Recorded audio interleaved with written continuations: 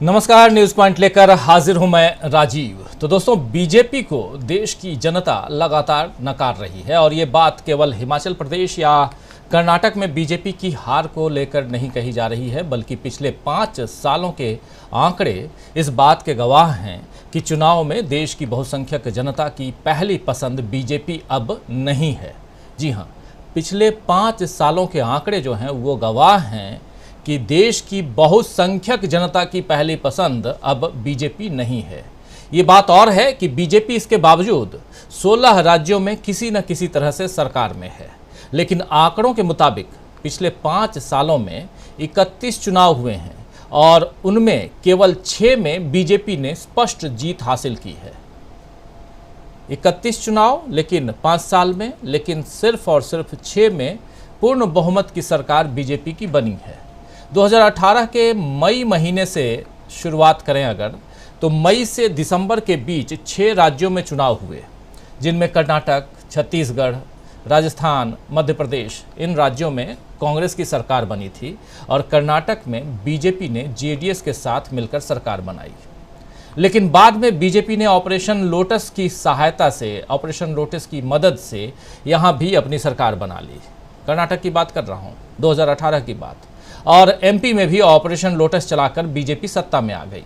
मिजोरम में बीजेपी को सिर्फ 1 सीट मिली थी 2018 में, जबकि जोरमथांगा की एमएनएफ को, या उनकी जो पार्टी है, उसको बहुमत मिला। लेकिन बाद में ये पार्टी एनडीए में शामिल हो गई और 1 सीट जीतकर भी बीजेपी सत्ता में आ गई। तेलंगाना में के चंद्रशेखर राव ने सरकार बनाई, यानी 6 में से 3 राज्यों में बीजेपी जोड़ तोड़ से सत्ता में आई। 2019 अब आ जाते हैं। 2019 में आंध्र प्रदेश में वाईएसआरसीपी की सरकार बनी, उनको बहुमत मिला। ओडिशा में बीजेडी की सरकार बनी पूर्ण बहुमत के साथ और बरकरार रही। पहले भी सरकार थी उनकी, सरकार बरकरार रही। अरुणाचल प्रदेश में बीजेपी को पूर्ण बहुमत मिला, लेकिन हरियाणा में जनता ने उसे नकार दिया, तो बीजेपी ने जोड़ तोड़ से जेजेपी के साथ में सरकार बना ली, चौटाला के साथ में। झारखंड में यूपीए सत्ता में आई, हेमंत सोरेन सीएम बने। महाराष्ट्र में बीजेपी सबसे बड़ी पार्टी बनी, लेकिन चुनाव के बाद एमबीए यानी महाविकास अघाड़ी का गठन हुआ और उसे सत्ता मिली। मगर ऑपरेशन लोटस के सहारे अभी कुछ महीने पहले ही बीजेपी ने महाराष्ट्र में भी सरकार बना ली। सिक्किम में सिक्किम क्रांति मोर्चा को बहुमत मिला, लेकिन बाद में ये भी एनडीए में आ गई। यानी बीजेपी 1 राज्य में जीती, लेकिन सरकार में वो 4 राज्यों में है। ये 2019 की बात कर रहा था मैं। 2018 आपने देख लिया, 2019 आपको बता दिया। अब 2020 में आइए।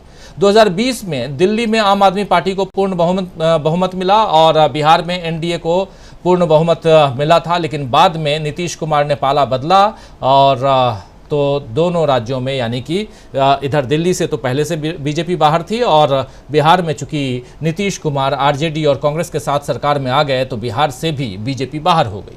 अब आइए 2021 में 5 राज्यों में चुनाव हुए, जिनमें से पश्चिम बंगाल, केरल और तमिलनाडु में बीजेपी को हार मिली।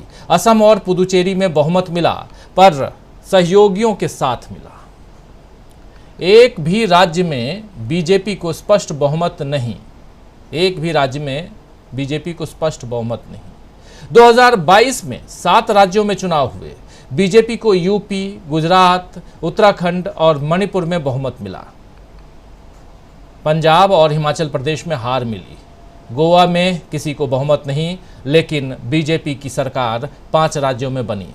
इस साल 4 राज्यों में चुनाव हुए। ये जो रनिंग ईयर है यानी 2023, 4 राज्यों में चुनाव हुए हैं अभी तक, जिनमें से सिर्फ त्रिपुरा में बीजेपी को बहुमत मिला है, जबकि नागालैंड और मेघालय में बीजेपी अपने सहयोगियों के दम पर सत्ता में पहुंच गई है, जबकि कर्नाटक में उसे हार मिली है। दोस्तों, पुरानी कहावत है कि हाथ कंगन को आरसी क्या और पढ़े लिखे को फारसी क्या। यानी ये आंकड़े बता रहे हैं कि बीजेपी का जनाधार वैसा नहीं है जैसा गुब्बारा बीजेपी के प्रचार तंत्र ने और भोपू मीडिया ने फुला करके रखा हुआ है। देश में मोदी लहर नाम की अब कोई चीज़ नहीं है, ये तय मानिए। हो सकता है कि 2024 में हो, लेकिन पिछले 5 सालों में तो कोई मोदी लहर सियासी समंदर में दिखाई ही नहीं दी है। लेकिन ये सरकार के पिट्ठू मीडिया और प्रचार तंत्र का कमाल है कि सारे भारत को मोदीमय दिखाया जा रहा है। अभी कर्नाटक चुनाव में भी कांग्रेस की जीत पर खुलकर बात करने से मीडिया झिझक रहा है और बीजेपी की हार पर तो बात ही नहीं हो रही है, जबकि इस राज्य को जीतने के लिए मोदी और शाह, योगी आदित्यनाथ योगी की बात कर रहा हूं, हिमंता बिस्वा शर्मा, ये तमाम फायर ब्रांड नेताओं ने पूरी ताकत झोंक दी थी। कर्नाटक ने इस ताकत को सत्ता तक नहीं पहुंचने दिया और राज्य की कमान कांग्रेस को सौंपने का फैसला लिया है। कांग्रेस की ये जीत मामूली नहीं है दोस्तों, क्योंकि इस बार केवल सत्ता परिवर्तन नहीं हुआ है बल्कि माहौल में भी बदलाव दिखा है। राज्य की दलित और आदिवासी आबादी ने कांग्रेस के पक्ष में मतदान किया है, जबकि बीजेपी को बुरी तरह से नकारा है। दलितों और आदिवासियों पर बीजेपी लगातार जोर लगा रही थी, लेकिन इस बार दलित और आदिवासियों ने खुलकर बीजेपी के विरोध में अपना मत दिया है। कांग्रेस ने, आप जानते हैं कि 51 सीटें हैं SC ST की, यानी आरक्षित सीटें कर्नाटक में 51 है, 51।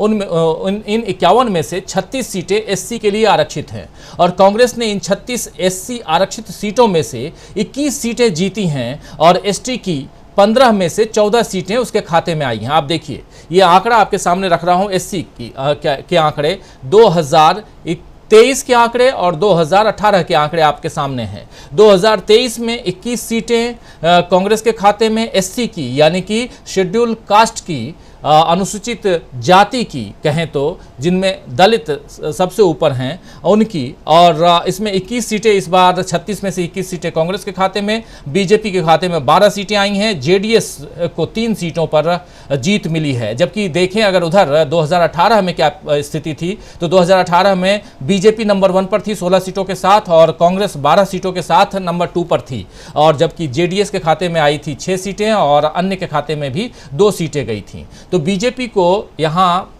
SC की हम बात कर रहे थे, लेकिन अब जरा ST की तरफ बढ़ें तो बीजेपी को ST आरक्षित सीट में इस बार देखिए एक भी सीट नहीं मिली है और SC में जबकि 12 सीटें मिली थी। तो देखिए ये 2023 में ST यानी शेड्यूल्ड ट्राइब आदिवासियों का एरिया, उस एरिया में 15 में से 14 सीटें कांग्रेस को मिली हैं और 1 सीट JDS को मिली है, जबकि बीजेपी के खाते में एक भी सीट नहीं है। 2018 की तस्वीर भी आपके सामने है। 2018 में बीजेपी और कांग्रेस ने 7-7 सीटें बांट ली थीं और 1 सीट JDS के खाते में गई थी। ये आप देख रहे हैं, तो बीजेपी की इस हार में जनता के मन की बात साफ सुनी जा सकती है दोस्तों। ये जो आप देख रहे हैं और जो तस्वीरें आप देख रहे हैं, जो ग्राफिक्स आप देख रहे हैं, इस ग्राफिक्स को अब हटा लीजिए स्क्रीन से। आप देख रहे हैं तो साफ जनता के मन की बात बीजेपी की हार में आप साफ सुन सकते हैं। हालांकि यहाँ मन की बात सिर्फ एक ही की होती है और अगर नहीं सुनी है तो फाइन किया जाता है। ये सब सारी तस्वीरें आप लोग देख चुके हैं, सारी खबरें आप तक पहुंच चुकी हैं। सरकार शायद इस आवाज़ को नहीं सुन रही है और पिट्ठू मीडिया भी इसे सुनने की जगह अब दूसरा शोर खड़ा कर रहा है। दूसरा शोर क्या कि कर्नाटक कांग्रेस में कलह का नया शिगुफा छोड़ा जा रहा है। सिद्धारमैया और DK शिवकुमार में CM कौन बनेगा, ये तो मल्लिकार्जुन खड़गे को तय करना है। ये कांग्रेस का आंतरिक मसला है, मगर पिट्ठू मीडिया इस पर इस तरह सवाल खड़ा कर रहा है मानो कांग्रेस बुरी तरह दुविधा में फंसी हुई है। यूपी चुनाव में पहली बार जब CM की कुर्सी, आपको याद कीजिए, दी जा रही थी, आज जो जम्मू कश्मीर के उपराज्यपाल हैं यानी मनोज सिन्हा को, तब क्या स्थिति थी उत्तर प्रदेश में, इसके बारे में पिट्ठू मीडिया ज़रा बताए कि कैसे CM की कुर्सी छीन कर ली थी आदित्यनाथ योगी ने। 1 सप्ताह से ज़्यादा का वक्त गुजर गया था, लेकिन तब की बात नहीं, आज की बात और आज कर्नाटक की बात। कर्नाटक में भी कैसे खींचतान चल रही है और इस पर भी अगर मन नहीं भरता है तो ये पिट्ठू मीडिया जो है वो पहुँच जाता है कहाँ, तो सीधे राजस्थान की तरफ, और राजस्थान में बताता है कि बहुत बुरा होने वाला है। राजस्थान में कांग्रेस की सरकार जा रही है, राजस्थान में सचिन पायलट जो हैं उनके साथ बहुत अनैतिक व्यवहार हो रहा है, बहुत सारी बातें वहाँ हो रही हैं। लेकिन बीजेपी तब भी और अब भी, जो मंथन का उस समय भी दौर था, वो यूपी के समय की बात कर रहा हूँ, और उस पद को सौंपा गया आदित्यनाथ योगी को, तब मीडिया में ऐसी चर्चा नहीं हुई जो चर्चा अब हो रही है। मतलब साफ है कि किसी भी तरह कांग्रेस को कमज़ोर दिखाया जा रहा है, जबकि अब बीजेपी और कांग्रेस की ताकत में ज़्यादा फर्क नहीं रह गया है। बीजेपी ने केवल 6 राज्यों में अपने दम पर सत्ता पाई है, तो कांग्रेस के पास अभी उसके 4 मुख्यमंत्री हैं और झारखंड, बिहार, तमिलनाडु मिलाकर 7 राज्यों में अब बीजेपी सत्ता में है, माफ करें, कांग्रेस सत्ता में है। अगर अगले विधानसभा चुनाव में कांग्रेस का दमदार प्रदर्शन ऐसे ही जारी रहा तो 2024 तक हालात बदलने में देर नहीं लगेगी। और अगर 2024 तक हालात बदलने में देर नहीं लगेगी तो फिर क्या साफ हो गई है 2024 की तस्वीर जो हम लिख रहे हैं? समझेंगे। तो आइए दोस्तों, आज न्यूज पॉइंट में हम चर्चा करेंगे कि क्या समय का पहिया कांग्रेस के पक्ष में घूम रहा है? क्या बीजेपी को नकारने का सिलसिला अगले साल तक जारी रहेगा? और क्या साफ हो गई है 2024 की तस्वीर? ये समझें। इससे पहले आदिवासी और SC ST की बात कर रहा था मैं। जरा एक तस्वीर दिखाना चाहता हूं, जिस तस्वीर को आप लोग देख रहे थे अभी थोड़ी देर पहले, राहुल गांधी की तस्वीर, जो ढोल पीट रहे हैं राहुल गांधी। ये जो तस्वीर है ये आदिवासियों के और महिला आदिवासियों के साथ हैं, और ये कर्नाटक में राहुल गांधी थे, और वहाँ पर माफ़ करें, महाराष्ट्र में राहुल गांधी थे। और जब राहुल गांधी की पदयात्रा चल रही थी कर्नाटक से आगे निकलते हुए, और आप उस समय देखिए कि राहुल गांधी ने आदिवासियों को लेकर के कितनी सारी बातें की थी।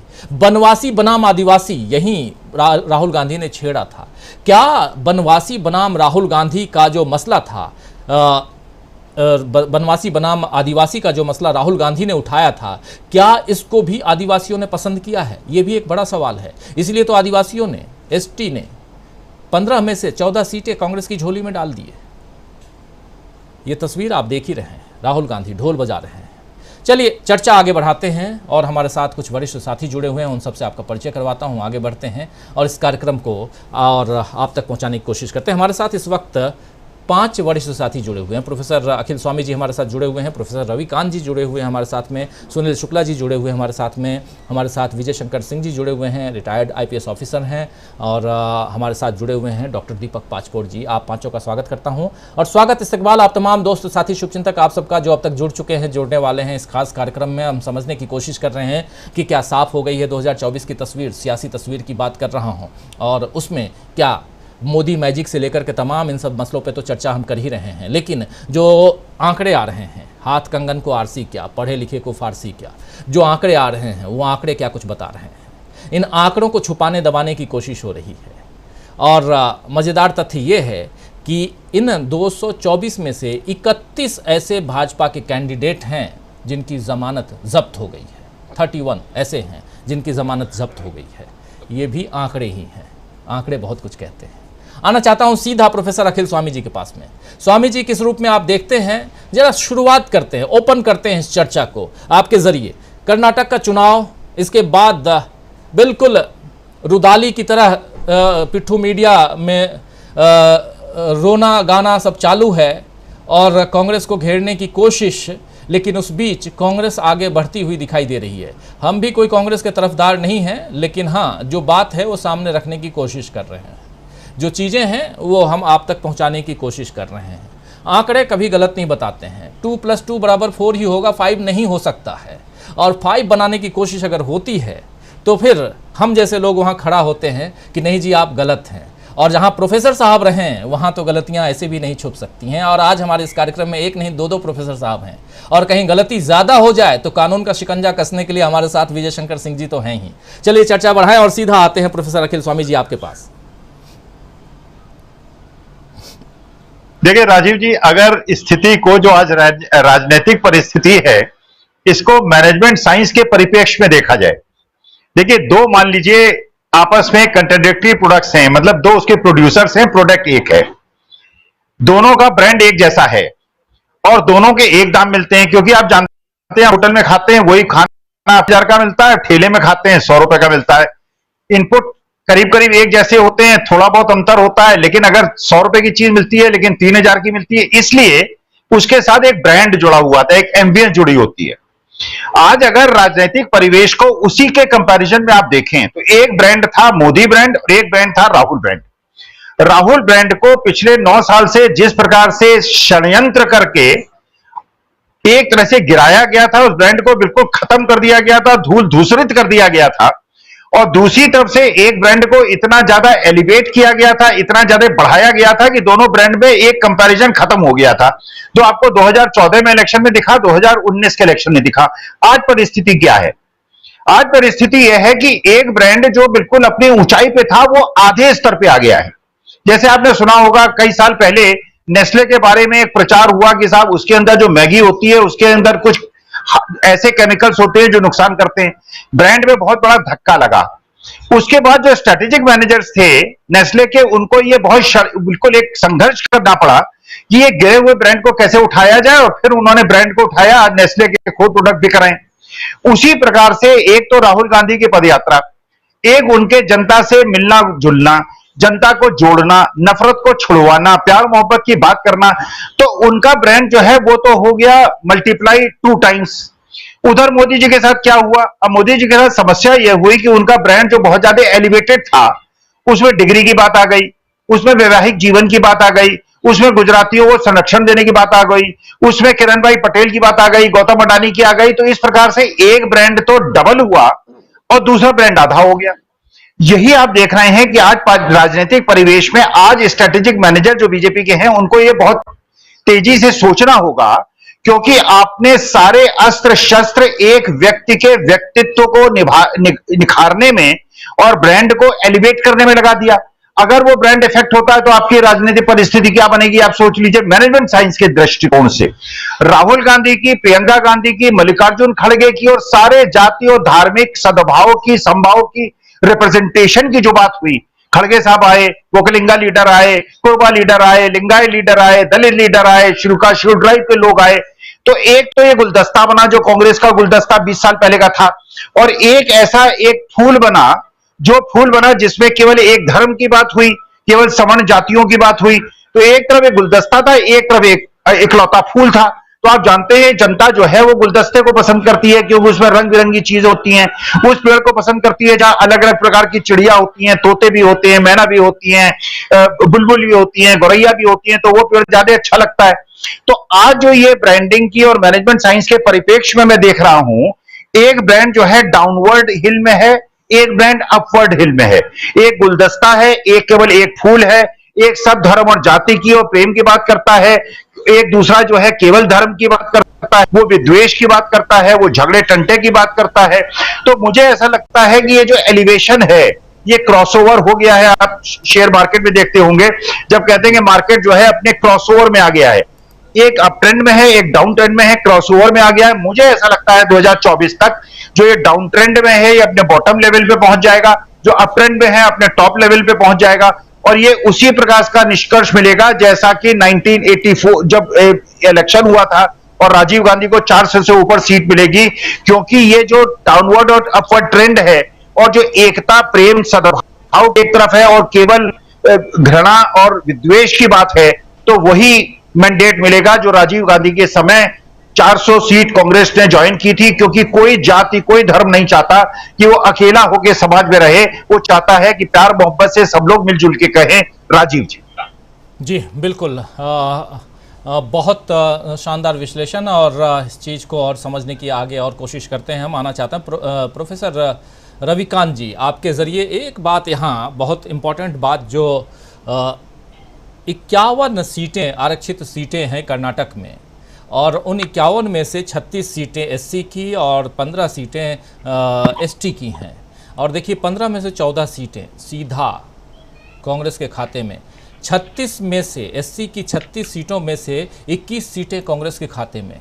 हम लोग वहाँ से भी, कर्नाटक से भी, और हमारे साथी प्रशांत टंडन जी भी कई बार और हम लोग बात करते रहे कि ये जो सीटें हैं आरक्षित सीटें, ये जिसके खाते में सबसे ज़्यादा जाती हैं और पिछला 40 साल का रिकॉर्ड यही है, उसी की सरकार बनती है। ये रिकॉर्ड देख लीजिए, आंकड़े बताते हैं, और इस बार आंकड़े यही बता रहे हैं कि चूँकि ये 36 सीटों में से 21 सीटें चली गई हैं कांग्रेस के खाते में, चली गई तो ऐसे तो नहीं गई होंगी, उसके कुछ और भी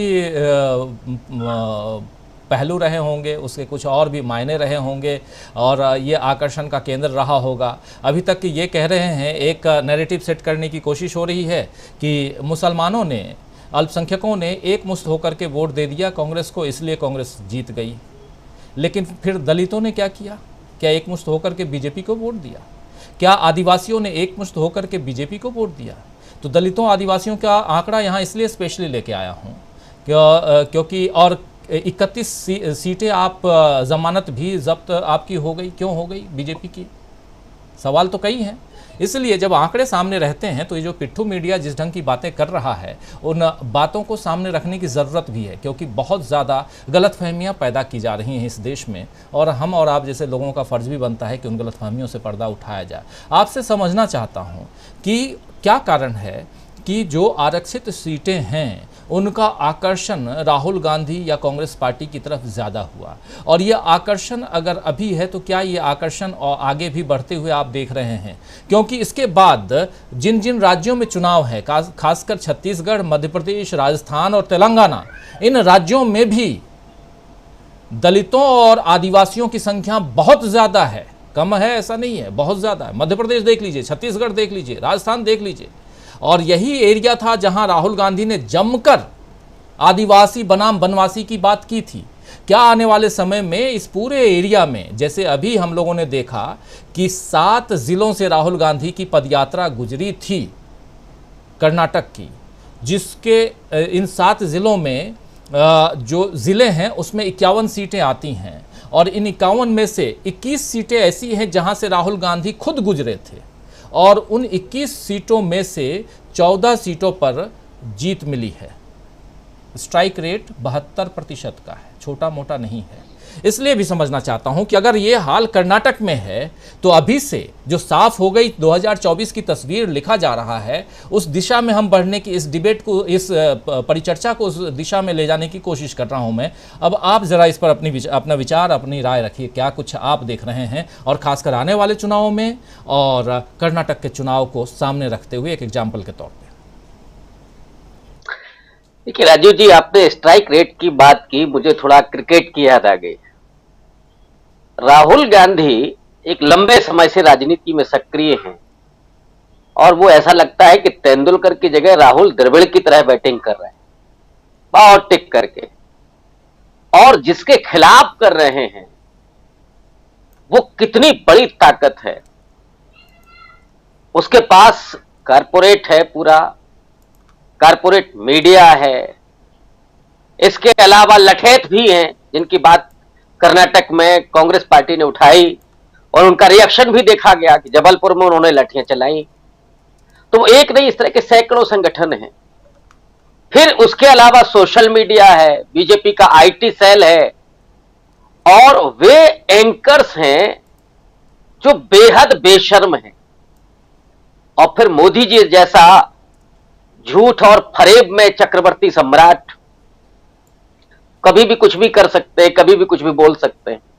वो बादलों के बीच से हवाई जहाज को गुजार सकते हैं, वो सिकंदर को कहां तक पहुंचा सकते हैं। वो बहुत सारी बातें ऐसी हैं जो सब लोग जानते हैं, इसलिए मैं उनको नहीं दोहराऊंगा। लेकिन जो 3 दशक की राजनीति रही है भारत की, जिसमें हमने एक बड़ा परिवर्तन होते हुए देखा, और खास करके दलितों और आदिवासियों के संदर्भ में, कमजोर पिछड़ों के संदर्भ में, मान्यवर कांशीराम ने जो काम किया, और वो कांग्रेस के सामने, कांग्रेस के विरोध में उन्होंने आंदोलन शुरू किया था, और उसके जरिए बीएसपी ने उत्तर प्रदेश में 4 बार सरकार बनाई, और यही बीएसपी तमाम राज्यों में प्रदर्शन करने लगी थी। में भी बीएसपी चुनाव लड़ा, मध्य प्रदेश में उनको सीटें आने लगी, राजस्थान में उनको सीटें आ रही थी, उड़ीसा में भी उनका प्रभाव जम रहा था, लेकिन वो ब्रेक लगा। और एक दौर था जब निश्चित रूप से, निर्विवाद रूप से मायावती दलितों की सबसे बड़ी लीडर थी, मसीहा मानी जाती थी, और आज भी कमोबेश मायावती की स्वीकार्यता है। लेकिन जब कोई लीडर अगर उनके दुख दर्द में नहीं खड़ा होता, जब उनके साथ नहीं खड़ा होता है, तो समाज का भरोसा टूटने लगता है। और दूसरा, उन्हीं दलितों ने देखा कि जब हाथरस में उस बेटी का बलात्कार हुआ, तो उसके बाद पुलिस से धक्के कौन खा रहा था, कौन सड़क पर पैदल चल रहा था? वो यही दोनों भाई बहन थे। और राहुल गांधी को जिस तरह से अपमानित करने की कोशिश हुई, लेकिन राहुल गांधी टिके रहे, डिगे नहीं। तो वहां से लेकर के और भारत जोड़ो यात्रा तक आप देखिए, चाहे वो वनवासी बनाम आदिवासी का सवाल हो, चाहे दलितों के पक्ष में लगातार बात करते रहना हो, आदि वो ओबीसी के बारे में बात करना हो, राहुल गांधी सामाजिक न्याय की राजनीति के नए आइकॉन बनकर के उभरे इस देश में। राजीव जी, इस बात पर मैं आपका विशेष ध्यान आकृष्ट करना चाहता हूं। सामाजिक न्याय के नए आइकॉन के रूप में विश्वसनीयता बढ़ रही है राहुल गांधी की, और उनके साथ मल्लिकार्जुन खड़गे हैं, वयोवृद्ध नेता, बहुत सीनियर, और वो सिर्फ दलित नहीं है, उनकी आइडेंटिटी वो उस समुदाय से आते जरूर हैं, लेकिन मल्लिकार्जुन खड़गे एक बड़े कद के लीडर हैं और उनको अपना राष्ट्रीय अध्यक्ष बनाया पार्टी। और वहां से जो कांग्रेस चली है, हम लोग बराबर बात करते रहे हैं कि जो कर्नाटक का चुनाव है वो राहुल गांधी की भारत जोड़ो यात्रा का सोशल ऑडिट होगा, मल्लिकार्जुन खड़गे के राष्ट्रीय अध्यक्ष होने के बाद का सोशल ऑडिट होगा, और ये कर्नाटक की जनता ने कांग्रेस पार्टी को इतना बड़ा मैंडेट देकर के साबित किया है कि अब वो जो विभाजनकारी और नफरत भरी हिंदुत्व की राजनीति है और जो झूठ और फरेब की राजनीति है, उसको छोड़ करके वो एक सरल सहज व्यक्तित्व वाले और सामाजिक न्याय के नए आइकॉन राहुल गांधी और मल्लिकार्जुन खड़गे के साथ जाना पसंद कर रहे हैं। और इसीलिए ये आपको आंकड़े दिखाई दे रहे हैं। लेकिन मुझे लगता है कि जो आपकी ये लाइन है, 2024 की तस्वीर क्या होगी, ये जो सेकंड सेमीफाइनल होने जा रहा है राजस्थान, छत्तीसगढ़ और मध्य प्रदेश में, जहां पे आदिवासियों की बड़ी आबादी है, नरेंद्र मोदी जी ने द्रौपदी मुर्मू जी को राष्ट्रपति बनाकर के बड़ा कार्ड खेलने की कोशिश की थी। एक पहला आदिवासी राष्ट्रपति हम दे रहे हैं, और निश्चित रूप से भारत के लोकतंत्र के लिए बड़ा प्रतिमान था वो। लेकिन धक्का तब लगा इस देश के उस लोकतंत्र को और संविधान को, जब अभी जो पूर्व राज्यपाल महोदय ने, सतपाल मलिक ने कहा कि साहब वहां तो पीएमओ से लिस्ट जाती है कि किससे आप मिलेंगे किससे नहीं मिलेंगे, इससे बड़ा और अपमान क्या हो सकता है। तो वो कलई खुल गई है, और आप उन आदिवासियों के साथ क्या कर रहे हैं, अडानी का तोड़ बढ़ाने के लिए आप वहां पर उनके खनिज वाली जमीन को उनको सौंप रहे हैं और बेदखल किया जा रहा है आदिवासियों को। आदिवासियों की नीतियों पर आप नहीं खड़े हैं, लेकिन आप राष्ट्रपति जी का वो चेहरा दिखा करके बताएंगे कि नहीं साहब, आदिवासी हमने राष्ट्रपति बना दिया है। अब आदिवासी राष्ट्रपति से काम नहीं चलेगा। सवाल यह है कि आदिवासियों के लिए नीतियां क्या हैं आपकी नीयत क्या है। अब राहुल गांधी जब ये कह रहे हैं कि ये आदिवासी हैं, आप उनसे उनके जंगलों का हक छीन लेना चाहते हैं, उनके जल और जमीन का हक छीन लेना चाहते हैं, इसलिए आप उनको वनवासी बनाना चाहते हैं और चाहते हैं कि वो वहीं रहें, इस देश के विकास में उनकी भागीदारी ना हो, इसलिए आप वनवासी बनाना चाहते हैं। लेकिन ये जो रिजल्ट है, इसमें से आदिवासियों की इतनी सीटें 15 के 15 तो बीजेपी हार गई, 14 कांग्रेस पार्टी ने जीती। इसका मतलब है कि 2014 के इलेक्शन और उसके पहले का जो सेमीफाइनल है सेकंड, उसमें भी कांग्रेस पार्टी को बड़ी सफलता मिलते हुए दिखेगी, और जो भारतीय जनता पार्टी का जो झूठ पर आधारित जो पूरा छद्म है वो बिखर रहा है। इसको आदिवासी और दलित समझ रहा है, और मैं फिर से दोहराऊंगा कि राहुल गांधी आज की तारीख में सामाजिक न्याय के नए आइकॉन के रूप में उभर करके सामने।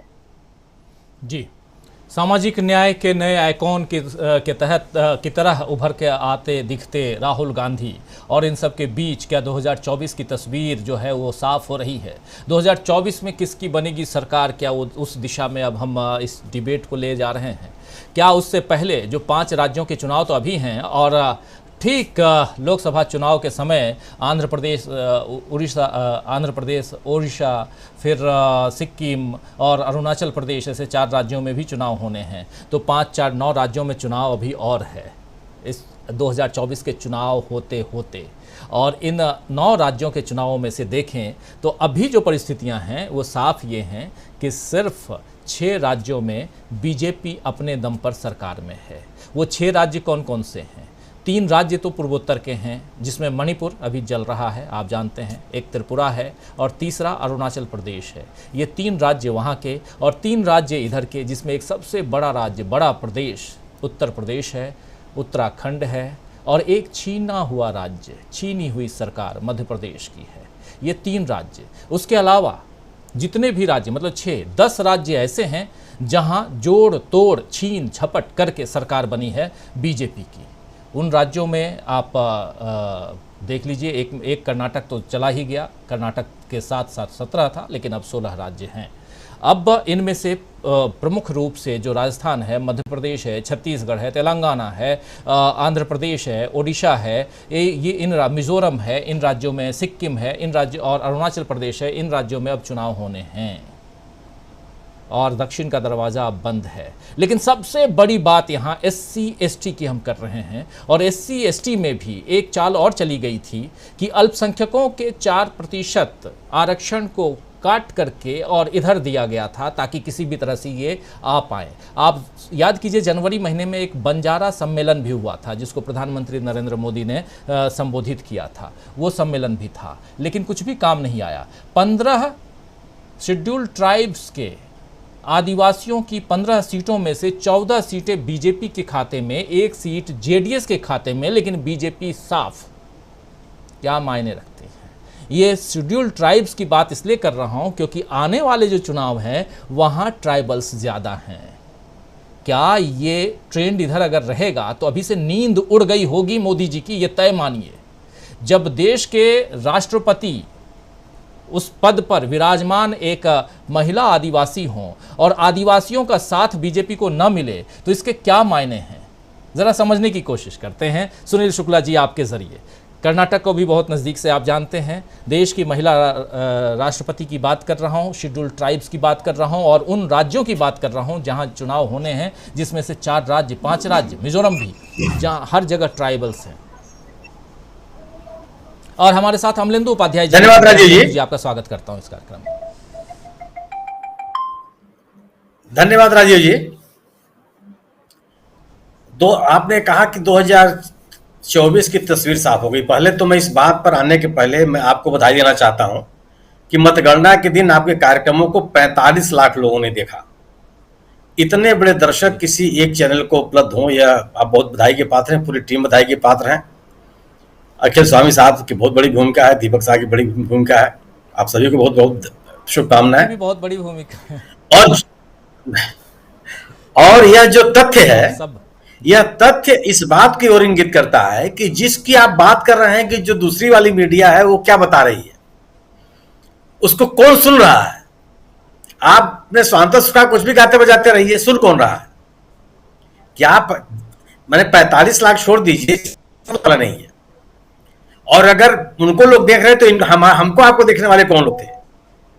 गोया कि आप तथ्यों के साथ ही अगर आप दर्शकों के सामने आएंगे, श्रोताओं के सामने आएंगे, तभी बात सुनी जाएगी आपकी।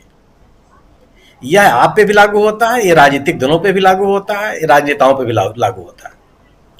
अगर रोजी रोटी की समस्या पैदा होगी तो आदिवासी हो, गरीब हो, शेड्यूल कास्ट हो, शेड्यूल ट्राइब हो, सवर्ण हो, अवर्ण हो, कोई भी हो, वह उस सरकार, उस राजनीतिक दल के साथ कतई नहीं जा सकता जो रोजी रोटी को लेकर के सवाल पैदा कर दे, उसका संकट पैदा कर दे।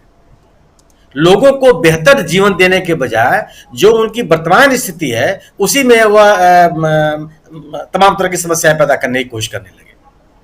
कर्नाटक में जो स्थिति हुई वह इसी बात का प्रमाण है।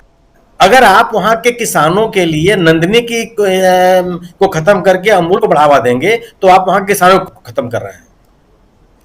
अगर आप वहां गुजरात का लाल मिर्च लाकर के कर्नाटक के बाजार में बेचेंगे तो आप वहां के कर्नाटक के किसानों का नुकसान कर रहे थे। अगर आप सिलेंडर की कीमत, गैस सिलेंडर की कीमत कम करने के लिए तैयार नहीं है, गोया कि गरीब आदमी को एक गुणवत्तापूर्ण जीवन नहीं देने के लिए आप मजबूर कर रहे हैं। अगर आप पेट्रोलियम पदार्थों की कीमतें कम करने के लिए आप तैयार नहीं हैं, तो सामान्य जीवन जीने वाले व्यक्ति के जीवन को आप दुभर कर रहे हैं।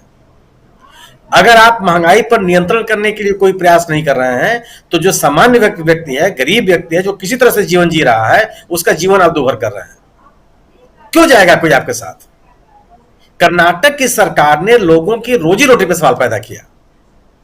कर्नाटक की सरकार ने लोगों के जीवन जीने के अधिकार पर सवाल पैदा किया। कर्नाटक की सरकार ने किसानों को की आय दुगनी करने के बजाय वह अस्तित्व में कैसे बचे रहे, इस पर सवाल पैदा किया। अगर आप इन हालातों को पैदा करेंगे तो कौन व्यक्ति आपके साथ जाएगा, क्यों जाएगा? और गरीब आदमी तो कहीं आपके साथ जाने के लिए तैयार नहीं है। आप लाभार्थियों की बात कर रहे हैं, आपने कहा कि बड़े बड़े लाभार्थी लोगों को लोक कल्याण के कार्यक्रम आपने शुरू किए। उन कल्याण लोक कल्याण के कार्यक्रमों पर भी आप सिद्धारमैया से पीछे हैं। सिद्धारमैया की 2013 से 2018 की सरकार ने गरीब लोगों को 10 किलो अनाज बांटा और आप 5 किलो अनाज देकर के लाभार्थी तैयार करने के प्रयास में लगे हुए थे। लोगों ने उसमें भी आपको खारिज कर दिया। सवाल केवल यही है कि अगर आप गवर्नेंस की बात नहीं करेंगे तो कोई आपके साथ जुड़ने वाला नहीं है।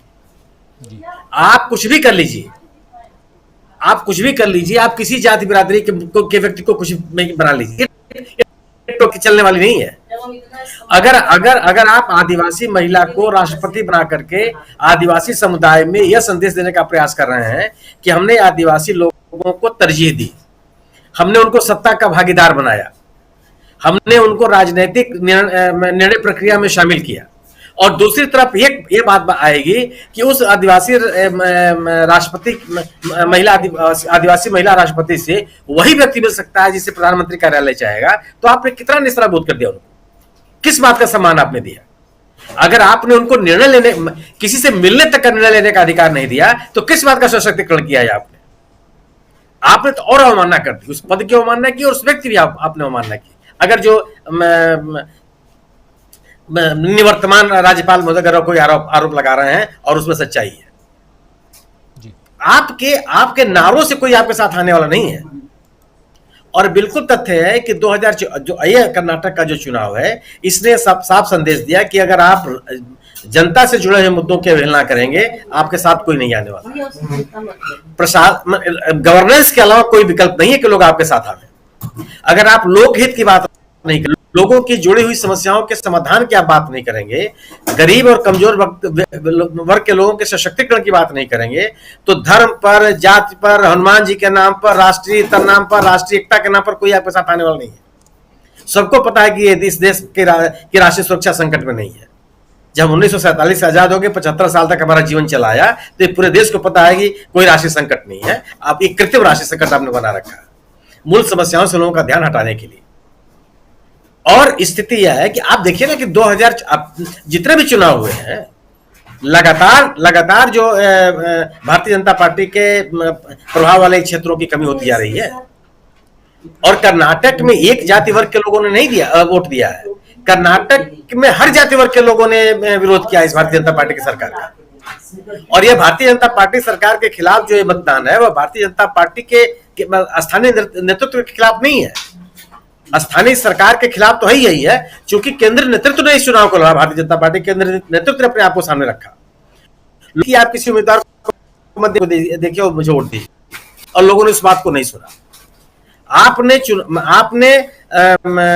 जो लोगों के से जुड़े हुए मुद्दे थे, उन मुद्दों को छोड़ करके आपने राजनीति करने की कोशिश की और लोगों ने उसको नहीं सुना। और लोगों ने माना कि अगर उनके सामने समस्या है और उन समस्याओं के समाधान के लिए अगर आप प्रयास नहीं करते, तो यकीन मान के चलिए कि कोई आपके साथ खड़ा होने वाला नहीं है। इसी के मद्देनजर 2024 की तस्वीर साफ हो रही है। आप ये बताइए कि इस देश की अर्थव्यवस्था को सुधारने के लिए आपने क्या किया? आपने ये बताने की कोशिश की कि बेरोजगारी को कम करने के लिए आपने क्या किया? आपने ये बताने की कभी कोशिश की कि जो कीमतें बढ़ती चली जा रही हैं और लोगों का गुणवत्ता, लोगों के जीवन दिन प्रति दुर्भर होता जा रहा है, उसको ठीक करने के लिए आपने क्या किया? जाति धर्म की बात करके आप राजनीति कर लेंगे और लोग आपके साथ जुड़ जाएंगे? कभी भी यह भी किसी को लोग एक गलत रकम ऐसे चलाने का प्रयास करते हैं। मैं हमेशा से कहता हूं कि 2014 में भी जब लोगों ने इस सरकार को समर्थन दिया था, तो नए भारत के निर्माण के लिए समर्थन दिया था। आपने ये कहा था कि सरकार में यूपीए की सरकार में जो पॉलिसी पैरालिसिस उसको हम दूर करेंगे। मेरा स्पष्ट मानना है कि लोक कल्याण के मामलों से जुड़ करके ही, जन सरोकार के मुद्दों से ही जुड़ करके आप अपनी बात को, आप जन समर्थन हासिल कर सकते हैं। इसके अलावा कोई विकल्प नहीं है। और इस सरकार की नीतियों के चलते लोगों का अविश्वास बढ़ा है। लोगों को यह लगने लगा है कि आप उनकी समस्याओं से को छोड़ करके सही मुद्दों पर बात करने के लिए आप तैयार हैं। और आप कृत्रिम एक फैब्रिकेटेड माहौल बनाने का प्रयास करते हैं और नए तरह के मुद्दे पैदा करने की कोशिश करते हैं। और लोग अपने मुद्दों से बाकायदे जुड़े हुए हैं, अपने मुद्दों को लेकर गंभीर हैं, और आने वाले चुनाव में जो कर्नाटक का जो चुनाव परिणाम आया है, ये सामान्य चुनाव नहीं है। अपने संसदीय इतिहास में कर्नाटक में 2013 के बाद सबसे बुरी हार हारी है भारतीय जनता पार्टी। यह केवल एंटी इनकम्बेंसी नहीं है, यह केवल एक सरकार से संतोष नहीं है, पूरी की पूरी सरकार और उस पार्टी के नीतियों के प्रति लोगों का आक्रोश है। और 73+ % लोगों ने सड़क पर निकल करके मतदान करके इस पूरी की पूरी सरकार को खारिज कर दिया। इस तरह का अपमानजनक हार की उम्मीद तो किसी ने नहीं की होगी। हर तरफ और यह इस बात को प्रमाणित करता है कि हर वर्ग के लोगों ने इनकी खिलाफत की है। आप अपने को समझाने के लिए कह लीजिए कि बंगलोर में हमारी सीट की संख्या बढ़ गई, अपने को समझाने के लिए आप कह लीजिए कि कोस्टल एरिया में हमारी सीट बढ़ गई, लेकिन ये है आप कितने लोगों ने आपको वोट दिया? आप भले गणित लगा लिया, हमारा मत प्रतिशत नहीं गिरा। अरे मत प्रतिशत नहीं गिरा तो सीट कहां है आपकी? क्यों नहीं आप उतने ही % सीट पा करके आप 104 सीटें जीत सकते हैं, तो उतने ही % सीट पा करके आप 65 सीट पर क्यों से बढ़ जाएंगे? गोया कि सांख्यिकी के चक्कर में कोई ना पड़े, यह पड़े कि सरकार और इस दल के प्रति लोगों ने जबरदस्त तरीके से आक्रोश व्यक्त किया, और यह आक्रोश मुझे लगता है कि जारी रहेगा और ये दिखाई पड़ेगा। केवल और केवल यह है कि जो भी संगठन, जो भी राजनीतिक दलों का समूह है, अगर भारतीय जनता पार्टी को एकताबद्ध होकर, कांग्रेस अगर यहाँ खंडित रहती है, अगर इसमें एकता दिखाई नहीं पड़ती, तो ये परिणाम आपको सामने नहीं दिखाई पड़ता। एकताबद्ध होकर के जहां भी कांग्रेस और विपक्षी दल इनका मुकाबला करेंगे, भारतीय जनता पार्टी के सामने गंभीर चुनौतियां हैं, और वो ऐसी चुनौतियां जिसका कोई जवाब इस भारतीय जनता पार्टी के सामने अभी नहीं है। आपके फैब्रिकेटेड नैरेशन से राजनीति चलने वाली नहीं है। 10 साल का शासन किसी के लिए बहुत ज्यादा होता है, और यह तो केवल एक बनाया हुआ माहौल है जिसकी आप बात कर रहे हैं कि भारतीय जनता पार्टी अपराधी है। कहां नहीं, पूरे दक्षिण से आप खारिज हो गए, पूरब में आप कहीं है ही नहीं है, पश्चिम के 2-3 राज्य आपके पास है, उत्तर में आपकी स्थिति इतनी बुरी हालत है, कहां से आप जीत के चले आएंगे? नॉर्थ ईस्ट में कहीं दिखाई नहीं पड़ते, जबरदस्ती की सरकार चल रही है आपकी। अगर आप कहिए तो जितनी सरकारें बीजेपी की, उतनी सरकारें कांग्रेस के अपने बूते पर चल रही है, कहां से आपकी स्थिति हुआ है? तो ये केवल और केवल बने एक वो जो व्हाट्सएप विश्वविद्यालय है, इसका ज्ञान है। ये जमीन पर क्या चल रहा है वही है जो कर्नाटक में है। लोगों के मन में आक्रोश है, और आक्रोश सरकार की नीतियों और कार्यक्रमों को लेकर के। जी, जमीन पर जो चल रहा है वही जो कर्नाटक में है, वही हम देख रहे हैं। आना चाहता हूं सीधा विजय शंकर सिंह जी आपके पास, और आपसे समझना चाहता हूं कि आने वाले चुनावों में क्या तस्वीर आप देखते हैं। कुछ आंकड़े हम सबसे पहले रख करके, और उसी पर हम लोग चर्चा कर भी रहे हैं। अनुसूचित जाति, अनुसूचित जनजाति, इन सब की बात हम कर रहे हैं। साथ में बीजेपी की स्ट्रेटजी की बात कर रहे हैं। प्रधानमंत्री नरेंद्र मोदी ने इस स्ट्रेटजी को, देखिए बहुत पहले ये कि आने वाले समय में चाहे कर्नाटक हो, चाहे वो तेलंगाना हो, चाहे छत्तीसगढ़ हो, राजस्थान हो, मध्य प्रदेश हो, इन सब में आदिवासियों की संख्या ज़्यादा है, और केंद्र में भी, और अच्छी बात है उसमें महिला आदिवासी राष्ट्रपति को उस पद पर बैठाना, ये बहुत हमारे देश के गौरव की बात है। महिला, वो भी आदिवासी, गौरव की बात है। लेकिन जब आप हर चीज़ को राजनीति के चश्मे से देखने की कोशिश करेंगे, हर पद को भी राजनीति के चश्मे से ही आप देखें और उसी हिसाब से उसका फ़ायदा लेने की कोशिश करें, तो यहाँ क्या कारण है कि जो आदिवासी हैं वो बिदकते दिखाई दे रहे हैं, वो छूटते दिखाई दे रहे हैं, दूर जाते हुए दिखाई दे रहे हैं। दलित जो हैं वो दूर जाते हुए दिखाई दे रहे हैं, यानी अनुसूचित जाति के लोग, अनुसूचित जनजाति के लोग, और अब आने वाले समय में इनकी संख्या ज़्यादा है। छत्तीसगढ़ में 34% आदिवासी हैं, 34%, कम नहीं होता। तो ऐसे में एक बहुत बड़ा फासला दिखाई दे रहा है जो हम चर्चा कर रहे हैं जब अभी। लेकिन आपको क्या कुछ दिखाई दे रहा है? क्या सचमुच साफ हो रही है 2024 की तस्वीर? बिल्कुल, आपने सही हेडलाइन लगाई है कि 2024 की तस्वीर साफ हो रही है। इसलिए साफ हो रही है, 9 साल के शासन के बाद, इतने लंबे शासन के बाद, ये लगभग 2 टेन्योर है, दूसरा टेन्योर 24 में खत्म हो जाएगा। इस सरकार के पास अपनी उपलब्धियां बताने के लिए कुछ भी नहीं है, न आर्थिक क्षेत्र में, न सामाजिक क्षेत्र में, और न ही वैज्ञानिक क्षेत्र में, न शिक्षा के क्षेत्र में, न स्वास्थ्य के क्षेत्र में, किसी फील्ड में ऐसा नहीं जिसमें ये अपनी उपलब्धियां बताए। कारण कि जिस दिन से इनकी सरकार बनी है 2013 के बाद 2014 के चुनाव में, 2014 के चुनाव में जब सरकार बनी तो इस सरकार ने अपने जो सांप्रदायिक मुद्दे थे इनको किनारे कर दिए। राम मंदिर का मुद्दा किनारे कर दिया, सांप्रदायिक मुद्दे पर उन्होंने कोई बात नहीं की। बजरंगबली जैसी कोई चीज तब थी नहीं। उस समय इनके पास ये था कि कांग्रेस का करप्शन था, जो यूपीए 2 में करप्शन था, कितना था उससे ज्यादा उसको बढ़ाकर बताया गया। एक भ्रम लोगों को पैदा हो गया कि बहुत करप्शन है, और करप्शन कुछ था भी, जिस कार्रवाई भी हुई ये बात अलग है कि कार्रवाइयां साबित नहीं हो पाई, लेकिन उस समय यही लगा कि हम सबसे भ्रष्ट सरकार के अधीन हैं। लोगों को लगा इस पर कार्रवाई होगी, लेकिन जब सरकार बनी तो सरकार बनने के बाद सरकार आर्थिक एजेंडे से तत्काल हट गई और अपने चिर परिचित उसी एजेंडे पे आ गई जिस एजेंडे पर ये 1925 से चल रहे हैं, यानी सांप्रदायिक ध्रुवीकरण का एजेंडा।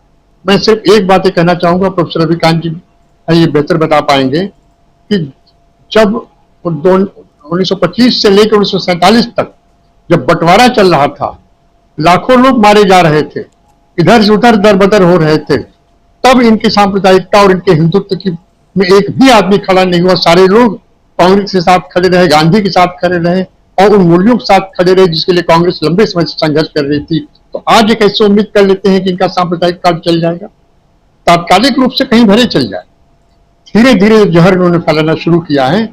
कुछ समय तक तो लगा कि ये जाएगा, लेकिन आदमी इस सांप्रदायिक जहर से नहीं जीता है। आदमी को शिक्षा चाहिए, स्वास्थ्य चाहिए, बेहतर जीवन चाहिए। वो कहां से मिलेगा? वो आप देंगे नहीं। न तो आपने काले धन के बारे में कोई कार्रवाई की जिसके लिए आप सूची लेके घूम रहे थे तो स्विस बैंक में इतना पैसा बाकी है। नोटबंदी आपके ऊपर से कर दी। आते ही पहला कानून आपने यही पास किया कि जमीनें पूंजीपतियों को दी जाएंगी।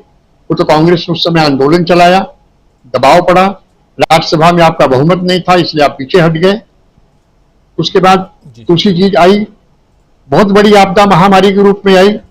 उस आपदा में आपकी कहीं भूमिका नहीं थी, आप लंबे समय तक चुप्पी साधे रहे। नोटबंदी का दुष्परिणाम ये हुआ कि सारी छोटे छोटे उद्योग बंद हो गए, लोग सड़कों पर आ गए लॉकडाउन के बाद। आपने एक शब्द उनके बारे में नहीं कहा। यहां तक कि जो ऑक्सीजन की कमी से मरे हुए लोग थे उसके बारे में भी आप कहते हैं कि कोई मरा ही नहीं है, सड़क पर कोई निकला ही नहीं है। इतनी निर्लज्जता, और इस निर्लज्जता के बाद भी अगर आप उम्मीद करें कि जनता आपको वोट देगी तो मैं समझता हूं कि ये आपकी मूर्खता है। जनता इसको धीरे धीरे समझ रही है। अब आप आइए सामाजिक क्षेत्र में। यहां पर मैं एक छोटा सा उदाहरण दूंगा। पुलिस स्टेशन का थानेदार भी नहीं चाहता कि उस थाने में कानून व्यवस्था की स्थिति उत्पन्न। बेईमान से बेईमान थानेदार भी नहीं चाहता कि उसके इलाके में चोरी डकैती या इस तरह के हंगामे हो, क्योंकि उसकी जिम्मेदारी है, उसको कंट्रोल करने की उसकी जिम्मेदारी है। और आपकी सरकार है, लॉ एंड ऑर्डर इनकी जिम्मेदारी है, लेकिन कहीं न कहीं कुछ न कुछ ऐसा कर देंगे जिससे कि टकराहट हो जाएगी। ताजा उदाहरण मणिपुर है। मणिपुर से हिंदुओं का पलायन हो रहा है। जो वही स्थिति है जो 1990 में जब कश्मीर से हिंदुओं का पलायन हुआ था, तब भी राज्यपाल वही थे जो बीजेपी के बाद में मंत्री बने, जगमोहन साहब। केंद्र की सरकार इन्हीं रही थी भाजपा के समर्थन से, लेकिन उस इश्यू पर उन्होंने समर्थन वापस नहीं लिया। समर्थन वापस लिया मंदिर इश्यू पर, रथ के इश्यू पर समर्थन वापस लिया। यही स्थिति मणिपुर में है। हर जगह टकराने की बात, हर जगह लड़ाने की बात, हर जगह एक दूसरे के खिलाफ खड़ा कर देने की बात। अब जब सरकार बन गई है, अभी मुख्यमंत्री तय नहीं है, लोग विचार कर रहे हैं कौन बनता है कौन नहीं बनता है, ये सब 2-3 दिन में स्पष्ट हो जाएगा। लेकिन अभी से उन्हीं के द्वारा नियुक्त एक मौलाना कह रहे हैं कि हमको डिप्टी चीफ मिनिस्टर का पद चाहिए। क्यों कह रहे हैं? और जैसे ही कहते तैसे अमित मालवीय का ट्वीट, यह देखिए तुष्टीकरण शुरू हो गया, तो आप भी आदमी रखेंगे और फिर आप तुष्टीकरण करते हैं। तो सीधी सी बात है, इन सब चालों को पहले लोग समझ नहीं पाते थे, इसलिए कि पहले लोग सोशल मीडिया पर उठते नहीं थे और ज्यादातर इनको अवतार के रूप में देखते थे। धीरे धीरे ये ब्रांड अब छिनता चला गया है, इनका असर खत्म हो रहा है और कहीं भी ऐसा नहीं लगता कि इनकी कोई बात आती है। आप एक ही चीज पिछले 10 साल से रिपीट करेंगे कि भ्रष्टाचार खत्म कर दूंगा, लाल लाल आंखें दिखा दूंगा, पाकिस्तान तोड़ दूंगा और ये कर दूंगा। ये सब जब आप करते रहेंगे तो कब तक चीजें खुलने लगी है। दूसरी चीज भ्रष्टाचार की अगर बात कर लीजिए तो आप सब कुछ छोड़ दीजिए, केवल एक इश्यू अडानी का ले लीजिए।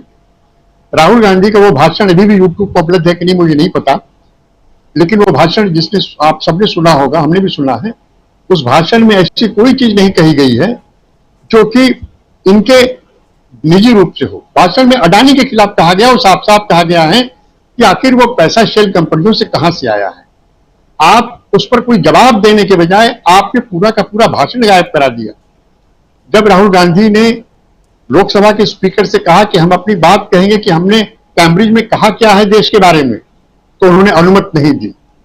आप राष्ट्रपति जी से मिलने के लिए लिस्ट आप बनाते हो, यानी राष्ट्रपति जी को आपने एक हाई सिक्योरिटी जेल में बंद रखा है कि मैं जो कहूंगा उसी से आप मिलिएगा, और फिर भी आप उम्मीद करते हैं कि आदिवासी, आप यकीन करें कि आपने उनकी एक महिला को आपने बना दिया।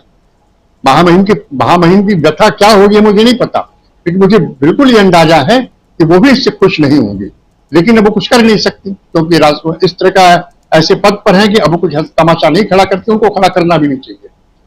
और राज्यसभा के उपसभापति जो बंगाल के गवर्नर थे, उन्होंने उस सरकार को गिराने के लिए क्या क्या उपक्रम नहीं किए सबको पता है। तो प्रधानमंत्री जी की ये आदत है कि वो न सिर्फ अपनी कैबिनेट पर भारी पड़ते हैं, बल्कि वो लोकसभा के स्पीकर की संवैधानिक स्थिति पर भी भारी पड़ते हैं, उपराष्ट्रपति पर भारी पड़ते हैं, और राष्ट्रपति पर भारी तो नहीं पड़ते हैं, लेकिन जिस तरीके से उन्होंने अपना रूप दिखाया है उसे साफ लगता है कि उनकी निगरानी करना चाहते हैं कि इनसे कोई मिले न। ऐसी स्थिति में एक मुझे साफ साफ नजर आ रहा है कि अब इनका जो शिराजत था, जो इनकी तस्वीर थी, वो धूमिल हो चुकी है, चीजें खुल गई हैं, और अब इनके पास सिवा इस सांप्रदायिक कार्ड के कुछ भी नहीं है जो आगे बढ़ाएं। लेकिन कर्नाटक की जनता को मैं बिल्कुल ही धन्यवाद देना चाहूंगा। उन्होंने बड़ा बजरंगबली के इशू पे 1 मिनट के लिए लगा था कि जैसे ही उसमें बजरंगबली की एंट्री हुई, इनकी बातें खिल गई।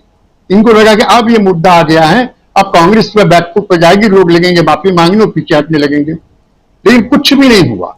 2-3 घंटे तक चला गोदी मीडिया में जो होता रहा। मैं बहुत ज्यादा नहीं देखता, कभी कभार नजर पड़ जाती देख लेता हूं, लेकिन कुछ भी नहीं हुआ।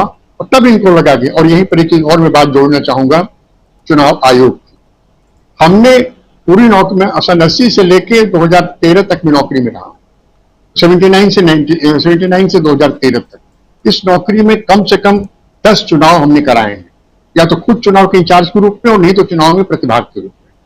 मैं बल्कि छत्तीसगढ़, मध्य प्रदेश और राजस्थान में भी चुनाव कराने गया था 2008 के इलेक्शन में। मुरादाबाद में मैं तैनात था, कमांडेंट पीएससी था, मैं 13 कंपनी पीएससी लेके गया था। मैं ये बता दूं कि किसी भी चुनाव में इतना क्लियर चुनाव, कमजोर चुनाव आयुक्त हमने नहीं देखा। जिस दिन बजरंगबली की जय लगाई गई, जिस दिन बजरंगबली का इश्यू हुआ, उस दिन चुनाव आयोग ने कोई नोटिस दिया प्रधानमंत्री को, जबकि आदर्श आचार संहिता में पहला ही वाक्य इस बात का है कि धार्मिक आधार पर आप कुछ नहीं करेंगे, धार्मिक प्रतीकों पर आप कुछ नहीं करेंगे, धार्मिक नारे नहीं लगाएंगे। लेकिन आपने कोई नोटिस दी। लेकिन जब सोनिया गांधी ने एक सॉवरेन शब्द कहा, सॉवरेन शब्द का मतलब हर व्यक्ति संप्रभु है, हम भी संप्रभु हैं, आप भी संप्रभु हैं, हम किसी के अंडर में नहीं, हम अपनी मर्जी से सरकार चुनते हैं। उस सॉवरेन शब्द की व्याख्या ये की गई, वो कर्नाटक को अलग करना चाहती है। इसको कोई यकीन करेगा? जाहिर है कि अब ये अपनी ही बयानों से हास्यास्पद हो चुके हैं, और इनको भी पता है कि 2024 की तस्वीर साफ हो चुकी है। और ये खबर हमसे आपसे ज्यादा आरएसएस को भी पता है, क्योंकि उसका काम ही इस तरह की खबरें इकट्ठा करना और आगे कार्रवाई करना।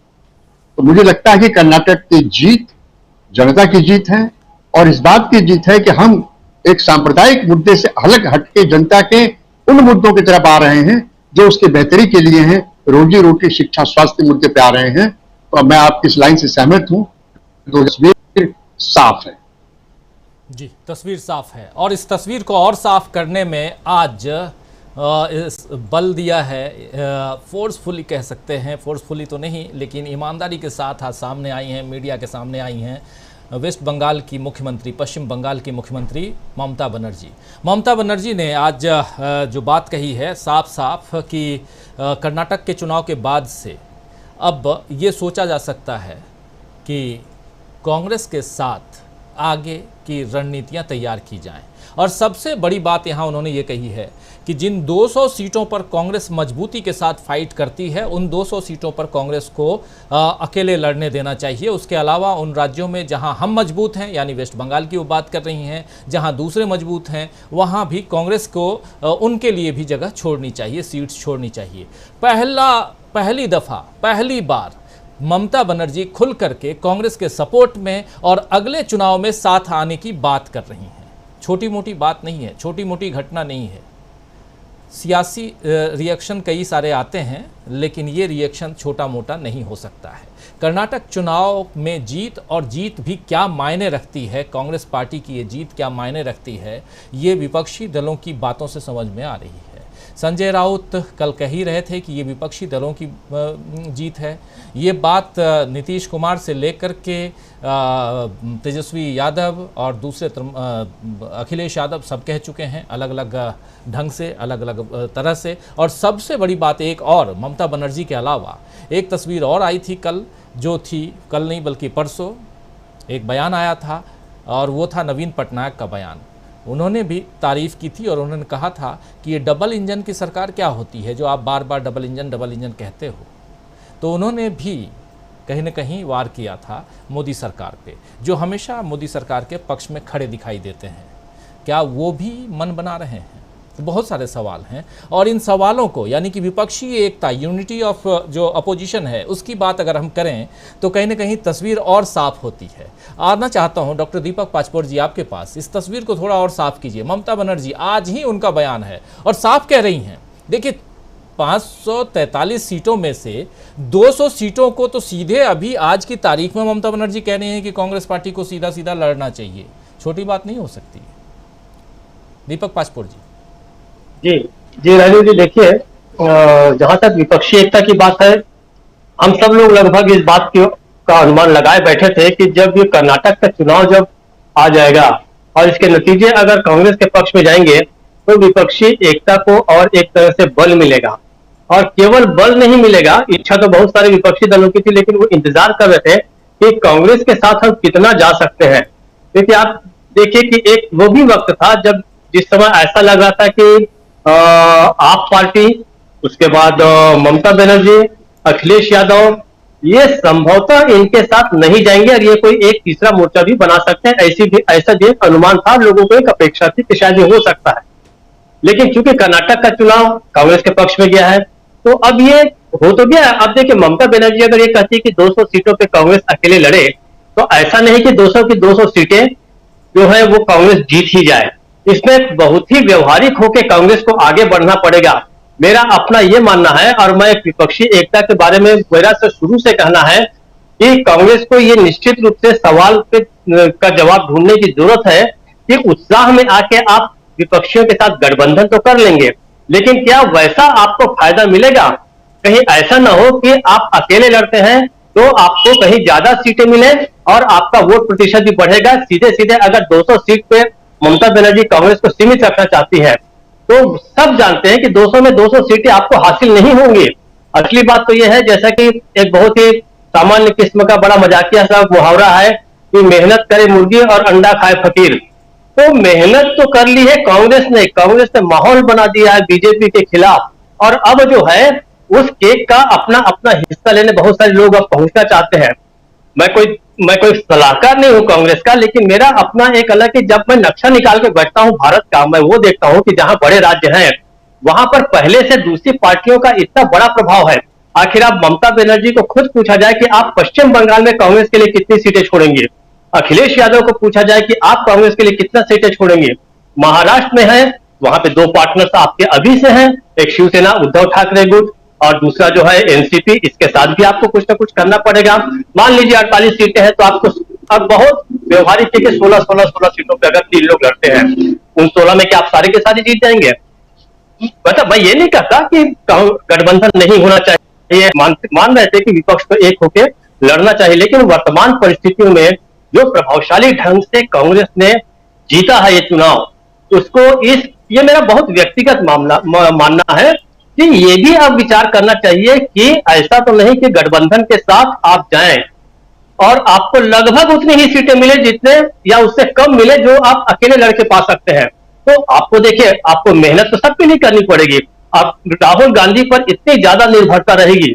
जी, आप आवाज नहीं आ रही? इसमें जोड़ना चाहता हूं, चूंकि ये बात वैसी चल रही है और मैं चाहूंगा कि आगे भी जो हमारे और भी साथी हैं इस चीज़ को और आगे बढ़ाएं। बहुत सही दिशा में आप इस चर्चा को लेके आ रहे हैं और कई लोगों के ऊपर ये एक पर्दा है कि ऐसा होगा तो क्या होगा।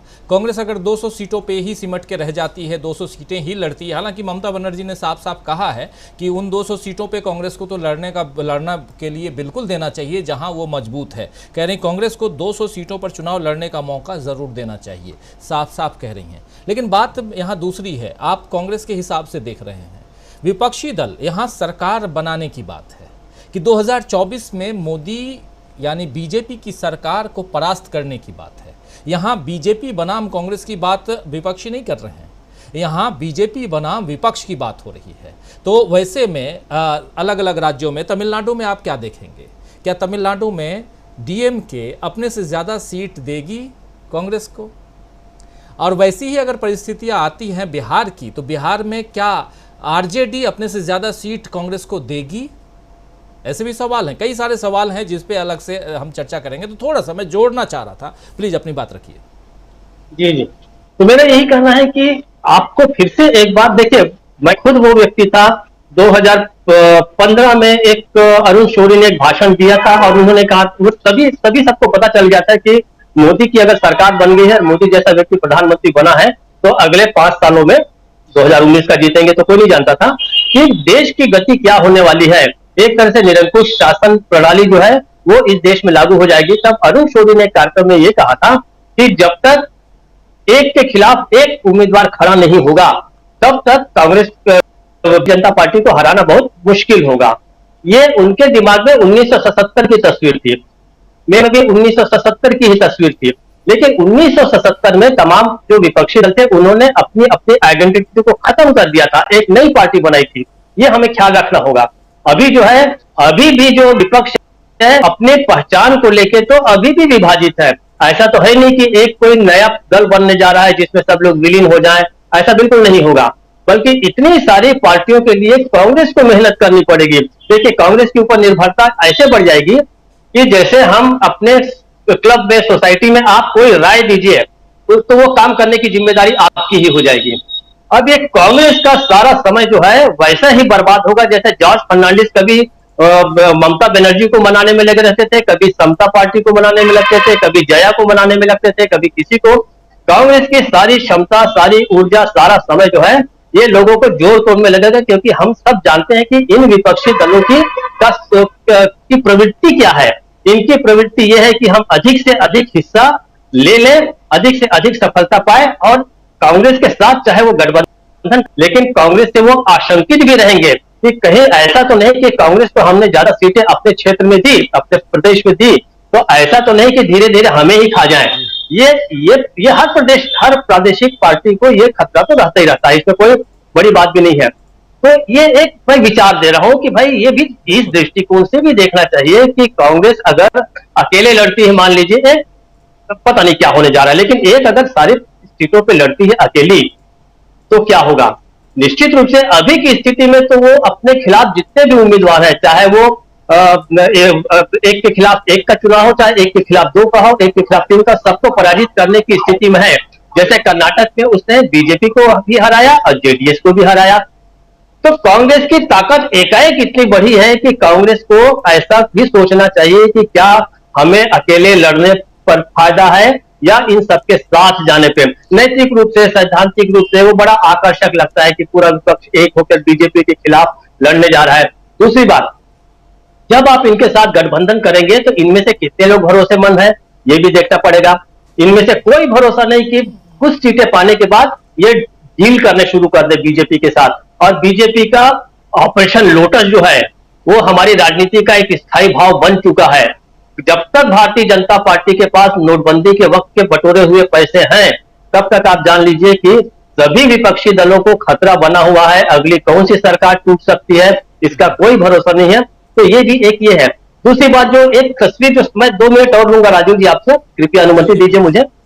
जो तस्वीर साफ इस मामले में भी हो रही है कि जैसे ओबीसी की हमने बात की, अनुसूचित जाति की बात की, अनुसूचित जनजातियों की बात की, तो उसका सबसे रिलेवेंट अगर उस चीज को एनालाइज करने का जो स्टेट हो सकता है वो छत्तीसगढ़ है। छत्तीसगढ़ में आप देखिए कि कुल 29 अनुसूचित जनजाति की सीटें हैं, जिसमें से 25 कांग्रेस के पास है। ऐसे ही अनुसूचित जाति शेड्यूल कास्ट 10 सीटें हैं, 10 में से 8 इनके पास है, कांग्रेस के पास है। और ओबीसी का प्रभाव जो है छत्तीसगढ़ में लगभग 51 सीटों पर है, और बहुत सारी सीटें, ज्यादातर सीटें जो है वो आज कांग्रेस के पास है।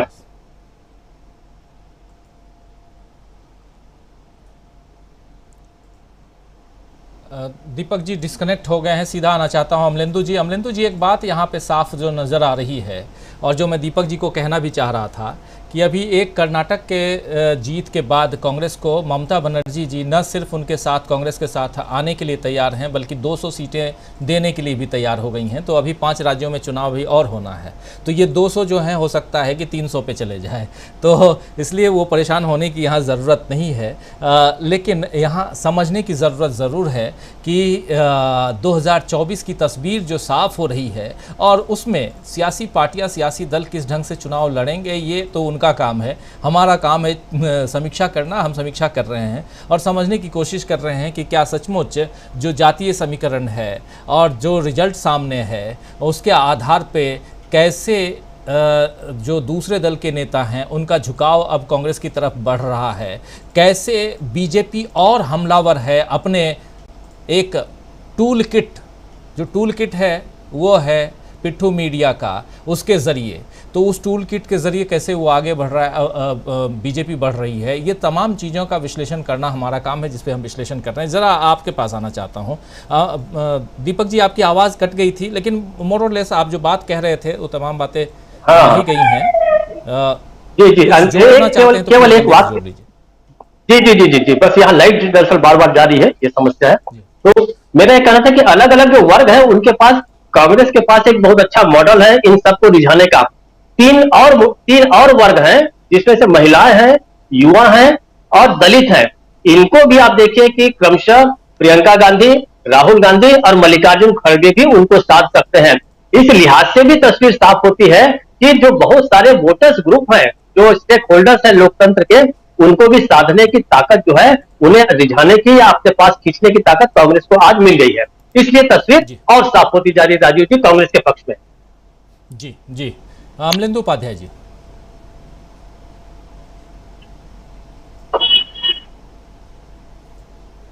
अनम्यूट कीजिए जी। 2024 की तस्वीर साफ हो रही है, इसमें कोई दो राय नहीं है और बिल्कुल एकदम क्रिस्टल क्लियर जिसे कहते हैं वो होती जा रही है। ममता बनर्जी का इतना प्रेम भाव जो है, वो अपनत्व जो है, वो अचानक नहीं, मतलब अचानक जो उपजा है उसके पीछे उनकी यह कोई सहृदयता नहीं है। वो देख रही है कि किस तरीके से कांग्रेस ने कर्नाटक का चुनाव जीता है और जैसा कि दीपक जी कह रहे थे कि जेडीएस को भी वहां नुकसान पहुंचा है। भारतीय जनता पार्टी को जबरदस्त नुकसान पहुंचा ही है, जेडीएस को भी वहां नुकसान पहुंचा है। और जो ये एक माहौल बनना शुरू हुआ राजीव जी, उसमें वो पश्चिम बंगाल का उपचुनाव हुआ, उसकी एक बड़ी महत्वपूर्ण भूमिका है। संकेत वहां से मिलना शुरू हो गए थे। तो ममता बनर्जी अब उस संकेत को भी एक तरीके से भाप रही है कि अगर कांग्रेस के साथ मिलकर पश्चिम बंगाल में नहीं लड़ती हैं तो वहां क्या परिस्थितियां बन सकती हैं। तो बहरहाल ये अभी तो चलेगा चूंकि लंबा, चूंकि हर राजनीतिक दल अपने स्वार्थ पहले देखता है, जाहिर सी बात है। और बातें कितनी भी की जाए देश हित की और भारतीय जनता पार्टी को हटाना है ये सब, लेकिन सबके अपने अपने निजी स्वार्थ जो हैं कि किस तरीके से हमको सत्ता में ज्यादा शेयर मिले वो रहता है। वो जाहिर सी बात है कि चूंकि राजनीतिक दल है, राजनीति कर रहे हैं, सत्ता में आने के लिए कर रहे हैं, भयन करने के लिए नहीं कर रहे हैं, तो अपना हित तो निश्चित तौर पर देखेंगे ही, तो एक अलग का मसला है। लेकिन इसमें कोई शक नहीं है राजीव जी कि मुझे जो लगता है, जैसे मैंने पहले भी कहा कई बार और कर्नाटक चुनाव से पहले भी मैंने कहा था कि देखिए इस समय लाइन तो एकदम स्पष्ट है कि मोर्चे दो ही हैं, एक भारतीय जनता पार्टी का है, दूसरा भारतीय जनता पार्टी के विरोध का मोर्चा है। लेकिन ये मोर्चा पूरे देश भर में एक रूप होगा ऐसा नहीं कह सकते। इसलिए नहीं कह सकते कि अलग अलग राज्यों में अलग अलग लोगों की भारतीय जनता पार्टी के साथ लड़ाई होगी। अब केरल है तो केरल में भारतीय जनता पार्टी कहीं है ही नहीं। अब केरल में तो जो लड़ाई वो माकपा और कांग्रेस की ही होगी। तो इसी तरीके से अब पंजाब है, पंजाब में लड़ाई आप और कांग्रेस की ही होगी, भारतीय जनता पार्टी की लड़ाई में होगी ही नहीं। वहां होगी तो एक दो सीट पे कहीं कहीं कुछ होगा, थोड़ा बहुत उसका असर होगा, लेकिन नहीं होगी लड़ाई में। तो इसी तरीके से मुझे लगता है कि जो गठबंधन बनेगा वो चुनाव से पहले जो बनेगा वो इस आधार पर तो बनेगा कि भारतीय जनता पार्टी के खिलाफ मोर्चा बनना है, लेकिन उसका कोई अखिल भारतीय स्वरूप मुझे लगता है कि नहीं होगा। और कांग्रेस भी इस पर विचार करेगी, जो अन्य विपक्षी दल है उस पर भी इस पर विचार करेंगे। अब मान लीजिए अगर गठबंधन में मायावती जी आती हैं, मान लीजिए, हालांकि वो आएंगी नहीं, लेकिन अगर वो आती हैं तो आके क्या करेंगी? वो मांगेंगी 8 सीटें हमको चाहिए मध्य प्रदेश में, 10 सीटें चाहिए हमको राजस्थान में, 4 सीटें चाहिए हमको हरियाणा में, 10 सीटें चाहिए हमको कर्नाटक में।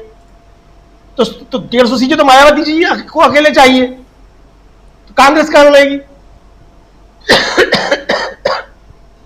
तो ये व्यावहारिक संकट जो है इस गठबंधन के होंगे। तो इसलिए जो है दीपक जी की बात जो वो कांग्रेस के लिहाज से कांग्रेस के लिए अच्छी हो सकती है, लेकिन ये एक रणनीतिक तौर पर भी अच्छी बात है। मुझे लगता है कि कांग्रेस का जो सफल गठबंधन होगा, बिहार में होगा, महाराष्ट्र में सफल गठबंधन होगा, क्योंकि बिहार में कांग्रेस का स्टेक कम है। और दूसरी बात जो राजीव जी एक बात होती है कि कांग्रेस के साथ गठबंधन करके जो विपक्षी अब तक लड़ते रहे जहां कहीं भी, और जब हारते हैं तो क्या कहते हैं कि कांग्रेस से हमने गठबंधन कर लिया था इसलिए हार गए थे। अखिलेश यादव उनमें सबसे आगे हैं कि हमने कांग्रेस से गठबंधन कर लिया था इसलिए हार गए थे। तो ये सारी चीजें भी जो देखने की चीजें होंगी, लेकिन कुल मिला के एक चीज तो स्पष्ट है कि भारतीय जनता पार्टी के खिलाफ गठबंधन बनेंगे। राज्य स्तर पर मुझे लगता है कि उनकी अलग अलग रूपरेखा होगी। उत्तर प्रदेश में गठबंधन होगा, अखिलेश यादव के साथ होगा, निश्चित तौर पर होगा, बड़ा स्टेक उनका ही है। आज भी लड़ाई भारतीय जनता पार्टी की सीधी समाजवादी पार्टी से ही उत्तर प्रदेश में है। कांग्रेस को यह क्या स्थान मिलता है वो अलग देखने वाली चीज होगी, लेकिन मुझे लगता है कि पश्चिमी उत्तर प्रदेश में और पूरब के कुछ क्षेत्रों में कांग्रेस की अच्छी पकड़ हो सकती है अगर कांग्रेस यहाँ पे ध्यान दे। दिक्कत यह है कि कांग्रेस ने बहुत से राज्यों को जो है वो दूसरों के हवाले छोड़ ही दिया है बिल्कुल। मतलब जैसे सौतेला बच्चा होता है तो वो सौतेला व्यवहारिक तरीके से कांग्रेस ने शुरू कर दिया है। अब उत्तर प्रदेश उन्हीं राज्यों में शामिल है, तो वो अलग की मसला है, कांग्रेस की अपनी अंदरूनी क्या होती है। लेकिन मेरा अपना सोचना ये है कि गठबंधन जो राष्ट्रीय स्तर पर एक सा नहीं होगा, जगह जगह अलग अलग राज्यों में अलग अलग तरीके के गठबंधन होंगे। तमिलनाडु में स्वरूप अलग होगा, तमिलनाडु में वामपंथी दल भी जो है इस गठबंधन में होंगे, डीएमके इस गठबंधन में होगी, कांग्रेस गठबंधन में होगी। इसी तरीके से बिहार में वामपंथी दल होंगे, जदयू होगा, आरजेडी होगी, ऑलरेडी है। तो इस तरीके से अलग होगी। हाँ है वो गठबंधन है, तो इसी तरीके की चीजें होंगी। तो ये राष्ट्रीय स्तर पर कोई एक स्पष्ट स्वरूप जो नहीं होगा। लेकिन जाता ये जो आपने जातीय सही बात की, मुझे लगता है कि भारतीय जनता पार्टी ने जो एक मॉडल बनाया हुआ था कि जो बड़ी जातियां हैं उनके खिलाफ छोटी जातियों को एकजुट करो और एक नफरत फैलाओ, वो उसका जो एजेंडा था वो कर्नाटक से भी फेल होता हुआ दिखाई पड़ रहा है। तो भारतीय जनता पार्टी का ये जो एजेंडा है इसको जो है शिकस्त मिलने वाली है। और जो जातियों के आधार पर जो तथाकथित जो सोशल इंजीनियरिंग थी, मुझे लगता है उसमें भारतीय जनता पार्टी को नुकसान हो रहा है। इसलिए जो आपने बात कही कि वो जो टूल किट तैयार हुई है कॉर्पोरेट मीडिया के जरिए, अब उसमें कोई कभी बागेश्वर बाबा आ जाते हैं, कभी और कुछ आ जाता है, तो वो सब चीजें उसी दिशा में चल रही है। लेकिन सबसे बड़ी बात जो राजीव जी ये है कि कर्नाटक की हार के बावजूद भी, शर्मनाक हार के बावजूद भी, भारतीय जनता पार्टी ने कोई ये सबक नहीं लिया है कि अब उसको जनता के मुद्दों पर बात करनी चाहिए और जो विरोधी और धर्म विरोधी और भारत विरोधी एजेंडा है उस पर काम नहीं करना चाहिए। वो अभी भी चल उसी रास्ते पर है। अब देखिए, दिखाने के दांत और खाने के दांत अलग अलग होते हैं हाथी के, आप सबको पता ही है। अब दिखाने के दांत बड़े अच्छे लगते हैं और वही दिखाया जा रहा है पिछले 9-10 सालों से, हम देख ही रहे हैं। सिमटते सिमटते आप 6 राज्यों में आ गए, 6 में से 3 राज्य पूर्वोत्तर के हैं और 1 राज्य जो है छीनी हुई सरकार है। तो आपके पास बचे कितने? 2 राज्य, 2 में से 1 उत्तर प्रदेश, दूसरा उत्तराखंड। इन्हीं 2 राज्य में आपको अपने दम पर सरकार आपकी चल रही है। उसके बाद भी तो हम यहाँ चीड़फाड़ करें या समीक्षा करें कोई मतलब नहीं है अमलेंदु जी। सीधा सिंपल सी बात है कि हम और आप अगर समझ रहे हैं तो इस देश में बहुत बुद्धिमान, हमसे भी ज़्यादा और आपसे भी ज़्यादा बुद्धिमान लोग हैं और सारी बातों को बहुत अच्छी तरह से समझ रहे हैं। और यही कारण है कि रिजल्ट कर्नाटक का कुछ और आया है। अगर समझदार लोग नहीं होते, 80% अगर वहाँ हिंदू हैं और हिंदुओं ने अगर वोट नहीं दिया होता कांग्रेस को, तो क्या लगता है कांग्रेस जीत के आती? कांग्रेस को 135 सीटें मिलती, धुआंधार बैटिंग करते हुए कांग्रेस दिखाई देती। तो इसलिए समझदार है यहाँ की जनता, सब समझ रही है। और हम थोड़ा सा, मुझे ऐसा लगा कि हम दीपक जी की बातों से भी और आपकी बातों से भी थोड़ा हम भटक गए इस चर्चा में। उतना डीपली जाने की ज़रूरत नहीं थी जितना डीपली आप दोनों चले गए। विपक्षी दलों के गठबंधन पे हम अभी चर्चा नहीं कर रहे हैं। मुख्य रूप से जो बात आई है कि विपक्षी दल में से और सबसे बड़ा एक दल है, एक बड़ा नेता है ममता बनर्जी, जो कभी इस पाले में रही कभी उस पाले में रही, और वो आज कर्नाटक के उस पर दो बयान आप लोगों के बीच रखना चाहता हूँ। बहुत इंपॉर्टेंट बयान है। एक बयान है ममता बनर्जी का ही, और उस पर प्रतिक्रिया है अधीर रंजन चौधरी का। ये दोनों इंपॉर्टेंट है, ये दोनों रखना चाहता हूँ। फिर आना चाहता हूँ आप सबके पास, सबसे पहले प्रोफेसर अखिल स्वामी जी के पास में। ममता बनर्जी का कहना है कि जहां भी कोई क्षेत्रीय राजनीतिक दल मजबूत है वहां भाजपा नहीं लड़ सकती। जो दल किसी क्षेत्र विशेष में मजबूत हैं उन्हें मिलकर लड़ना चाहिए। मैं कर्नाटक में कांग्रेस का समर्थन कर रही हूं, लेकिन उसे बंगाल में मेरे खिलाफ नहीं लड़ना चाहिए। इसके मायने हैं, बताता हूँ, आप सब अच्छे से समझ रहे होंगे। दूसरा है जो अधीर रंजन चौधरी ने इस पर प्रतिक्रिया दी है। उनकी प्रतिक्रिया ये है कि कर्नाटक के चुनाव से पहले ममता बनर्जी ने कभी कहा है, सवाल कर रहे हैं कि कर्नाटक के चुनाव से पहले ममता बनर्जी ने कभी कहा है कि भाजपा को हराने के लिए कांग्रेस को वोट दो? कभी कहा क्या? एक बात। दूसरी बात, आज कांग्रेस की जीत के बाद ममता बनर्जी को लगने लगा कि बिना कांग्रेस बंगाल में उनका आगे बढ़ना मुश्किल है, क्योंकि बंगाल में कांग्रेस पार्टी की पकड़ बढ़ती जा रही है। अब यहाँ ये अधीर रंजन चौधरी हैं, अधीर रंजन चौधरी साहब। और यहाँ सबसे जो उत्साहवर्धन है ये है कि हम इस बात को बिल्कुल खुल के इस मंच पे पहले भी कह चुके हैं, अल्पसंख्यकों का वोट जो है वो इंटैक्ट हुआ है। एकजुट अल्पसंख्यक मुस्लिम खासकर वो एकजुट हुए हैं और कांग्रेस के पक्ष में वोट उन्होंने किया है। एक ये तथ्य हम लोगों ने आपके सामने पहले भी रखा। दूसरा तथ्य इसमें जो आज हम आप सबके सामने रख रहे थे वो ये था कि SC और ST, ये दोनों शेड्यूल ट्राइब शेड्यूल कास्ट, यानी अनुसूचित जाति अनुसूचित जनजाति, ये दोनों भी यूनाइट हुए हैं और मैक्सिमम वोट कांग्रेस के पक्ष में गए हैं। जब अल्पसंख्यक SC और ST ये तीनों यूनाइट हो जाएं और वो भी कांग्रेस के पक्ष में यूनाइट हो जाएं, तो फिर तस्वीर क्या बनेगी? क्या ये डराने वाली तस्वीर अखिलेश यादव के लिए, ममता बनर्जी के लिए, मायावती के लिए या ऐसे तमाम नेताओं के लिए नहीं है? ये है, ये तस्वीर डराने वाली है। और जब ये डरेंगे तो खुद आएंगे, आ रहे हैं, आज बोल रहे हैं। तो ये एक साफ हो रही है तस्वीर, 2024 की तस्वीर। इसलिए थोड़ी देर पहले जो मैं अपनी बात रख रहा था कि अगर आने वाले जो 9 राज्यों में चुनाव हैं, 5 राज्य तत्काल, उसके बाद 4 राज्य और 9 राज्यों के जो चुनाव हैं, उन राज्यों के चुनाव के बाद और भी तस्वीर साफ हो जाएगी, क्लियर हो जाएगी, क्योंकि उसमें कई राज्यों में कांग्रेस जीतने जा रही है, साफ उस कांग्रेस की जीत दिखाई दे रही है। अब जरा आते हैं तस्वीर साफ और उस पर चर्चा को आगे बढ़ाते हैं। और इसी चर्चा को बहुत देर से बहुत ध्यानपूर्वक प्रोफेसर अखिल स्वामी जी सुन रहे हैं इस पूरी चर्चा को। स्वामी जी, आप अपनी बात प्लीज रखिए। जो बात मैं रख रहा था, जो बात दीपक जी रख रहे थे, अमलेंदु जी रख रहे थे, उस बात को आगे बढ़ाइए प्लीज। देखिए राजीव जी, जो सुनील जी ने कहा कि आपके कार्यक्रम को 13 तारीख को करीब 50 लाख लोगों ने देखा, तो मैं उस समय सोच रहा था कि साधक में और तपस्वी में क्या अंतर होता है। उन्होंने कुछ नाम लिए, हम लोग हैं साधक। उस दिन हम 2 घंटे 2.5 घंटे 3 घंटे बैठे। उस समय मेरे परिवार में करीब 8-10 लोग बैठ के टीवी देख रहे थे। सुबह से शाम तक हमने देखा कि राजीव रंजन तपस्वी की तरह बैठे थे।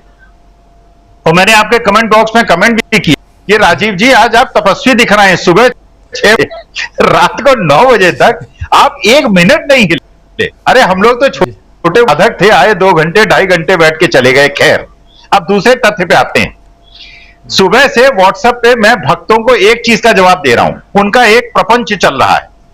वो कह रहे हैं क्योंकि एक मुश्त वोट मुसलमानों ने कांग्रेस को दिया, इसलिए कर्नाटक में कांग्रेस जीत गई। तो मैंने उनसे पूछा, पहले तो अपनी डिग्री मुझे करो और अपने मैथ्स के टीचर की डिग्री मुझे व्हाट्सएप करो, तो मैं चेक करूंगा तुम लोगों ने मैथ्स कितनी पढ़ी है।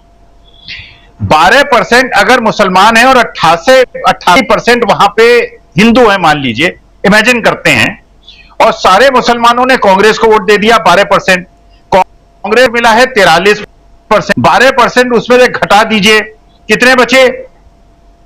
31-32%। बीजेपी को वोट कितना मिला है? 35%।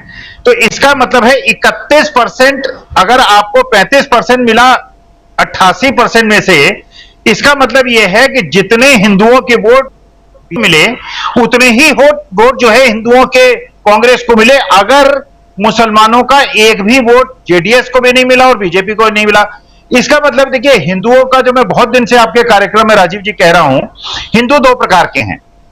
एक है असली हिंदू जो सही में हिंदू हैं, और एक है ढोंगी और फर्जी हिंदू। तो यह पता चला कि कर्नाटका के अंदर जितने असली हिंदू हैं उतने ही फर्जी हिंदू हैं, और जो बाकी धर्मनिरपेक्षता को और देश की एकता अखंडता को मानते हैं वे लोग कांग्रेस के साथ आए, इसलिए कांग्रेस जीत गई। मुझे लगता है कि जो 33% हिंदू जो असली हिंदू हैं इनकी संख्या लगातार बढ़ती जाएगी, और जो ये फर्जी ढोंगी हिंदू हैं इनकी 33% संख्या घटती जाएगी। इसलिए 2024 का जो संदेश है बिल्कुल स्पष्ट है राजीव जी।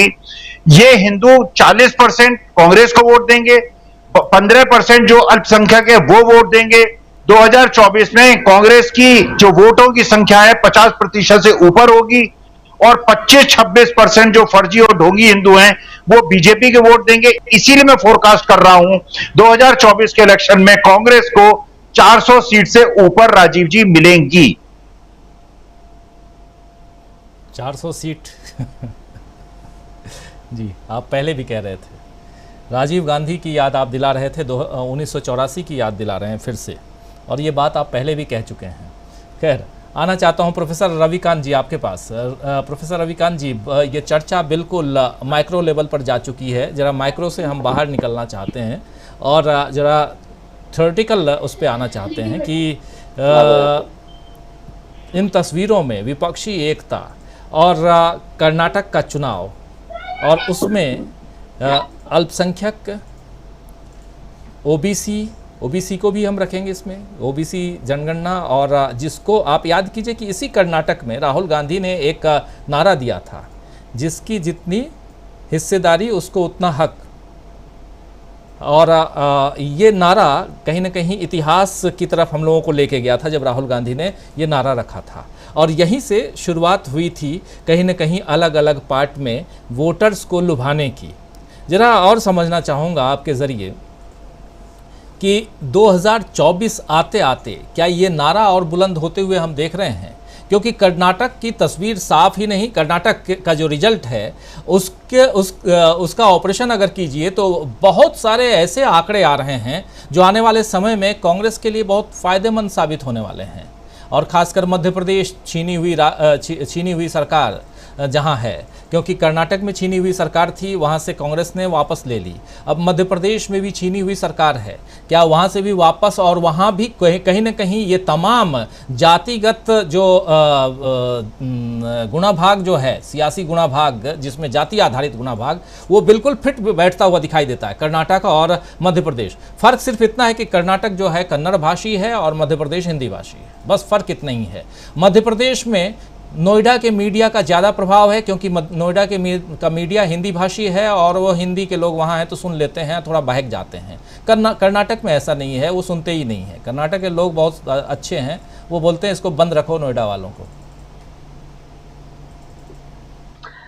देखिए राजीव जी, जो कर्नाटक के चुनाव से आने वाले भविष्य की जो तस्वीर हमको दिखाई दे रही है, उसमें जाहिर तौर पर मैं स्टालिन के उस वाक्य का प्रयोग करूंगा कि भाजपा के सनातन के सामने सामाजिक न्याय की लड़ाई होगी। ये सनातन बनाम सामाजिक न्याय की राजनीति हो गई, और सामाजिक न्याय की जो राजनीति की जब हम बात करते हैं तो उसमें अल्पसंख्यक, उसमें दलित, उसमें आदिवासी, उसमें पिछड़ा, ये तमाम समुदाय जो वंचित रहे हैं और जो आज भी हाशिए पर हैं कहीं, उनकी आवाज को बुलंद करना और उनके लिए नीतियां निर्धारित हों। इसीलिए सामाजिक न्याय की राजनीति का केंद्रीय बिंदु इस समय है जातिगत जनगणना का सवाल। नीतीश कुमार से लेकर के और राहुल गांधी तक इस बात को कह चुके हैं।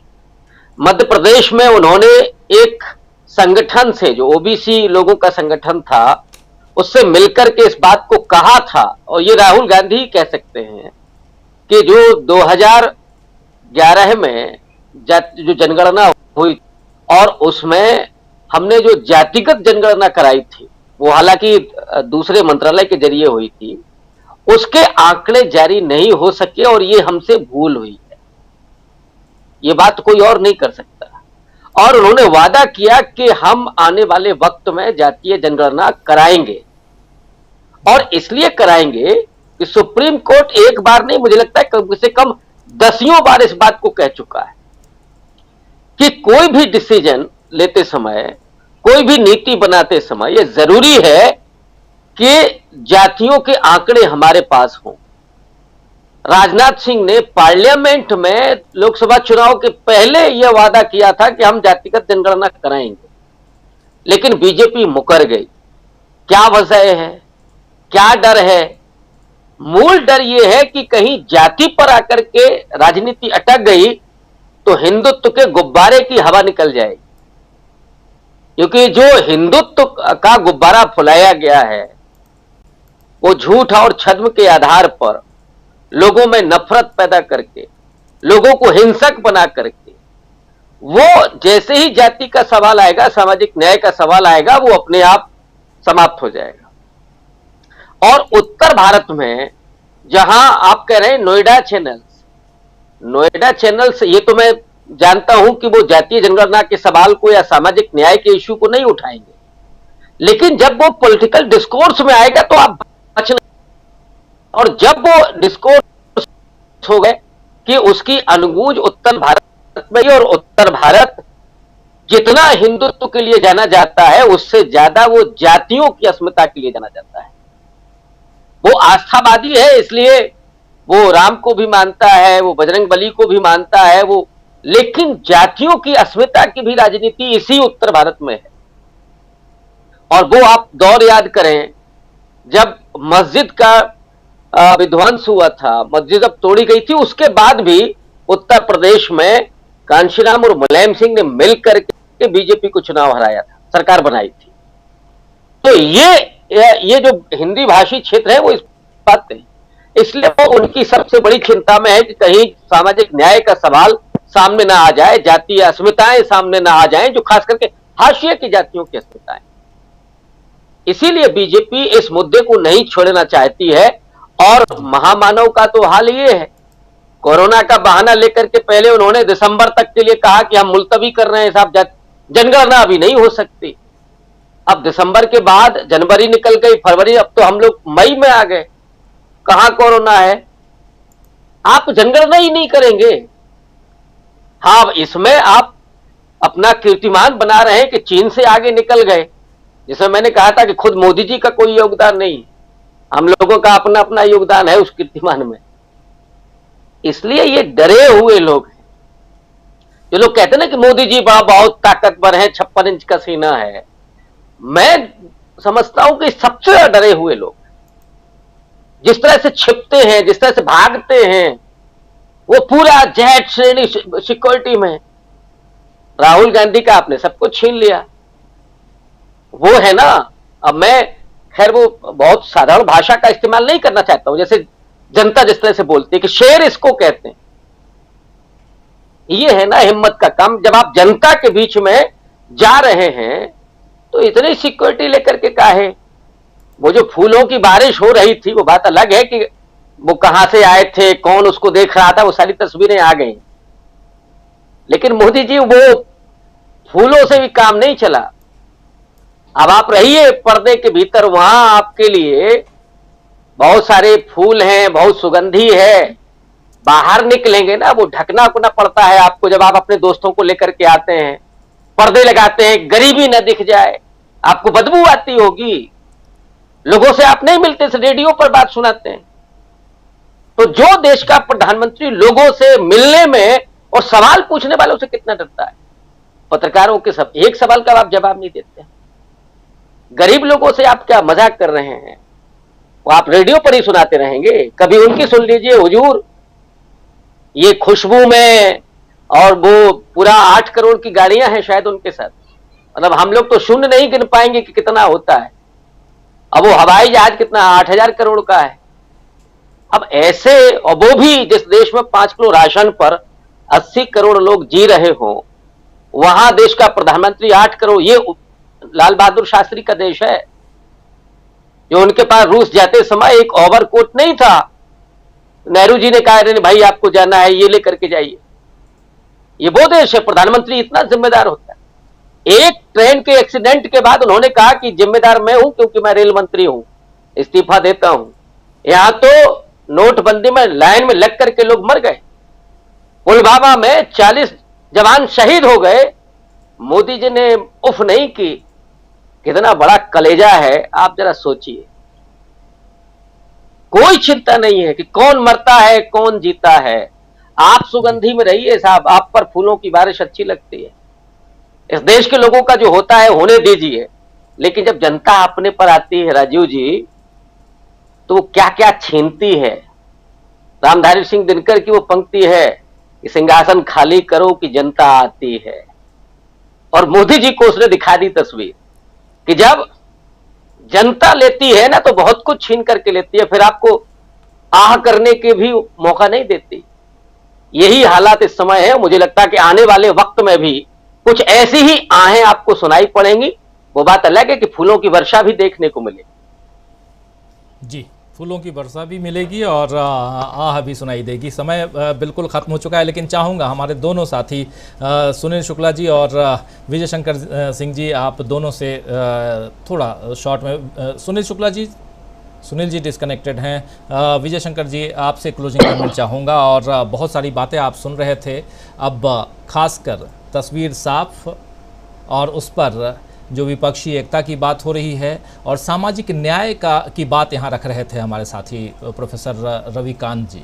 सामाजिक न्याय पर आपके विचार जरा सुनना चाहूँगा ज़रूर, क्योंकि एक भारत जोड़ो यात्रा के दौरान सामाजिक न्याय की परिपाटी बहुत शानदार ढंग से गढ़ी गई है। और क्या ये राजनीति में, भारतीय राजनीति में, और उसमें भी राहुल गांधी जिस राजनीति को आगे बढ़ाना चाहते हैं, उसमें लगता है आपको कि कारगर है ये? जी, विपक्षी एकता पर तो मैं ज्यादा कुछ नहीं कहूंगा, क्योंकि अभी समय है और किस पार्टी का क्या रुख रहता है समय समय के अनुसार बदलता रहता है, इस उस पर मेरा कोई कमेंट नहीं है। लेकिन मैं एक चीज जरूर कहूंगा और प्रोफेसर रविकांत जी से सहमत होते हुए कहूंगा कि कांग्रेस को वैचारिक रूप से समृद्ध होना चाहिए। ऐसा नहीं कि कांग्रेस वैचारिक रूप से समृद्ध नहीं है, कांग्रेस बिल्कुल वैचारिक रूप से समृद्ध है। 150 साल पुरानी पार्टी है और तमाम रूप से इसकी विचारधाराएं रूप में समृद्ध पार्टी है। लेकिन बीच बीच में जो इसका भटकाव हो जाता है उसे, और दो चीजें साफ हैं, सेकुलरिज्म पक्ष में खड़ा होना चाहिए, सामाजिक न्याय के साथ खड़ा होना चाहिए। इन दोनों को लेकर अगर आप चलेंगे तो कोई भी आपके खिलाफ नहीं खड़ा हो सकता, क्योंकि इन दोनों के खिलाफ भाजपा मूलतः है।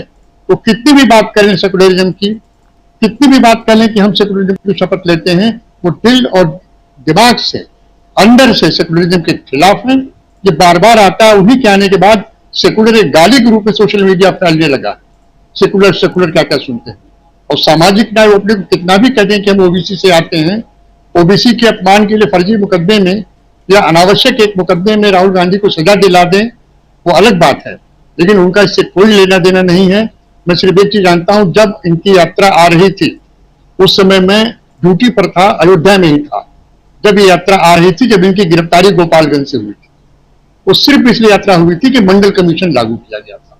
ये सबको पता है, चाहे ये कितना भी कर लें, लेकिन फैक्ट यही है और ये सबकी जानकारी में है। तो बस मैं एक ही वाक्य कहना चाहूंगा कि कांग्रेस को आइडिया ऑफ इंडिया की विचारधारा से, जो सेकुलरिज्म की है, ओबीसी के हो, अल्पसंख्यक हो, दलित हो, एससी हो, वंचित वर्ग कह लीजिए, एक शब्द में वंचित वर्ग है, उन सामाजिक न्याय के साथ हो और रोजी रोटी शिक्षा स्वास्थ्य मामले को लेकर दृढ़ रहे, इनकी विजय हो। जी जी, दीपक जी कुछ जोड़ना चाहते हैं आप? नहीं, ठीक है, लगभग सब कुछ पर्याप्त हो ही गया है और मुझे लगता नहीं मुझे कुछ जोड़े जाने की जरूरत है। जी जी बिल्कुल, बहुत सारी बातें, तस्वीर अभी और भी साफ होगी और साथ साथ कर्नाटक का जो रिजल्ट है वो बहुत कुछ दे कर गया है।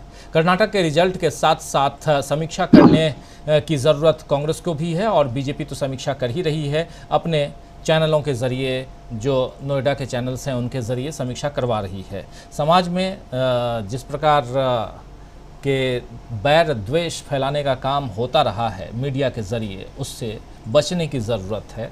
बाकी आप सब खुद बुद्धिमान हैं, समझदार हैं। वीडियोस के ज़रिए हम इन ऐसे तमाम चीज़ों से पर्दाफाश या इन तमाम चीज़ों से पर्दा हटाने की कोशिश करते रहते हैं। तो हमारे अलग अलग वीडियोज़ आप देख सकते हैं और इस लाइव के अलावा भी।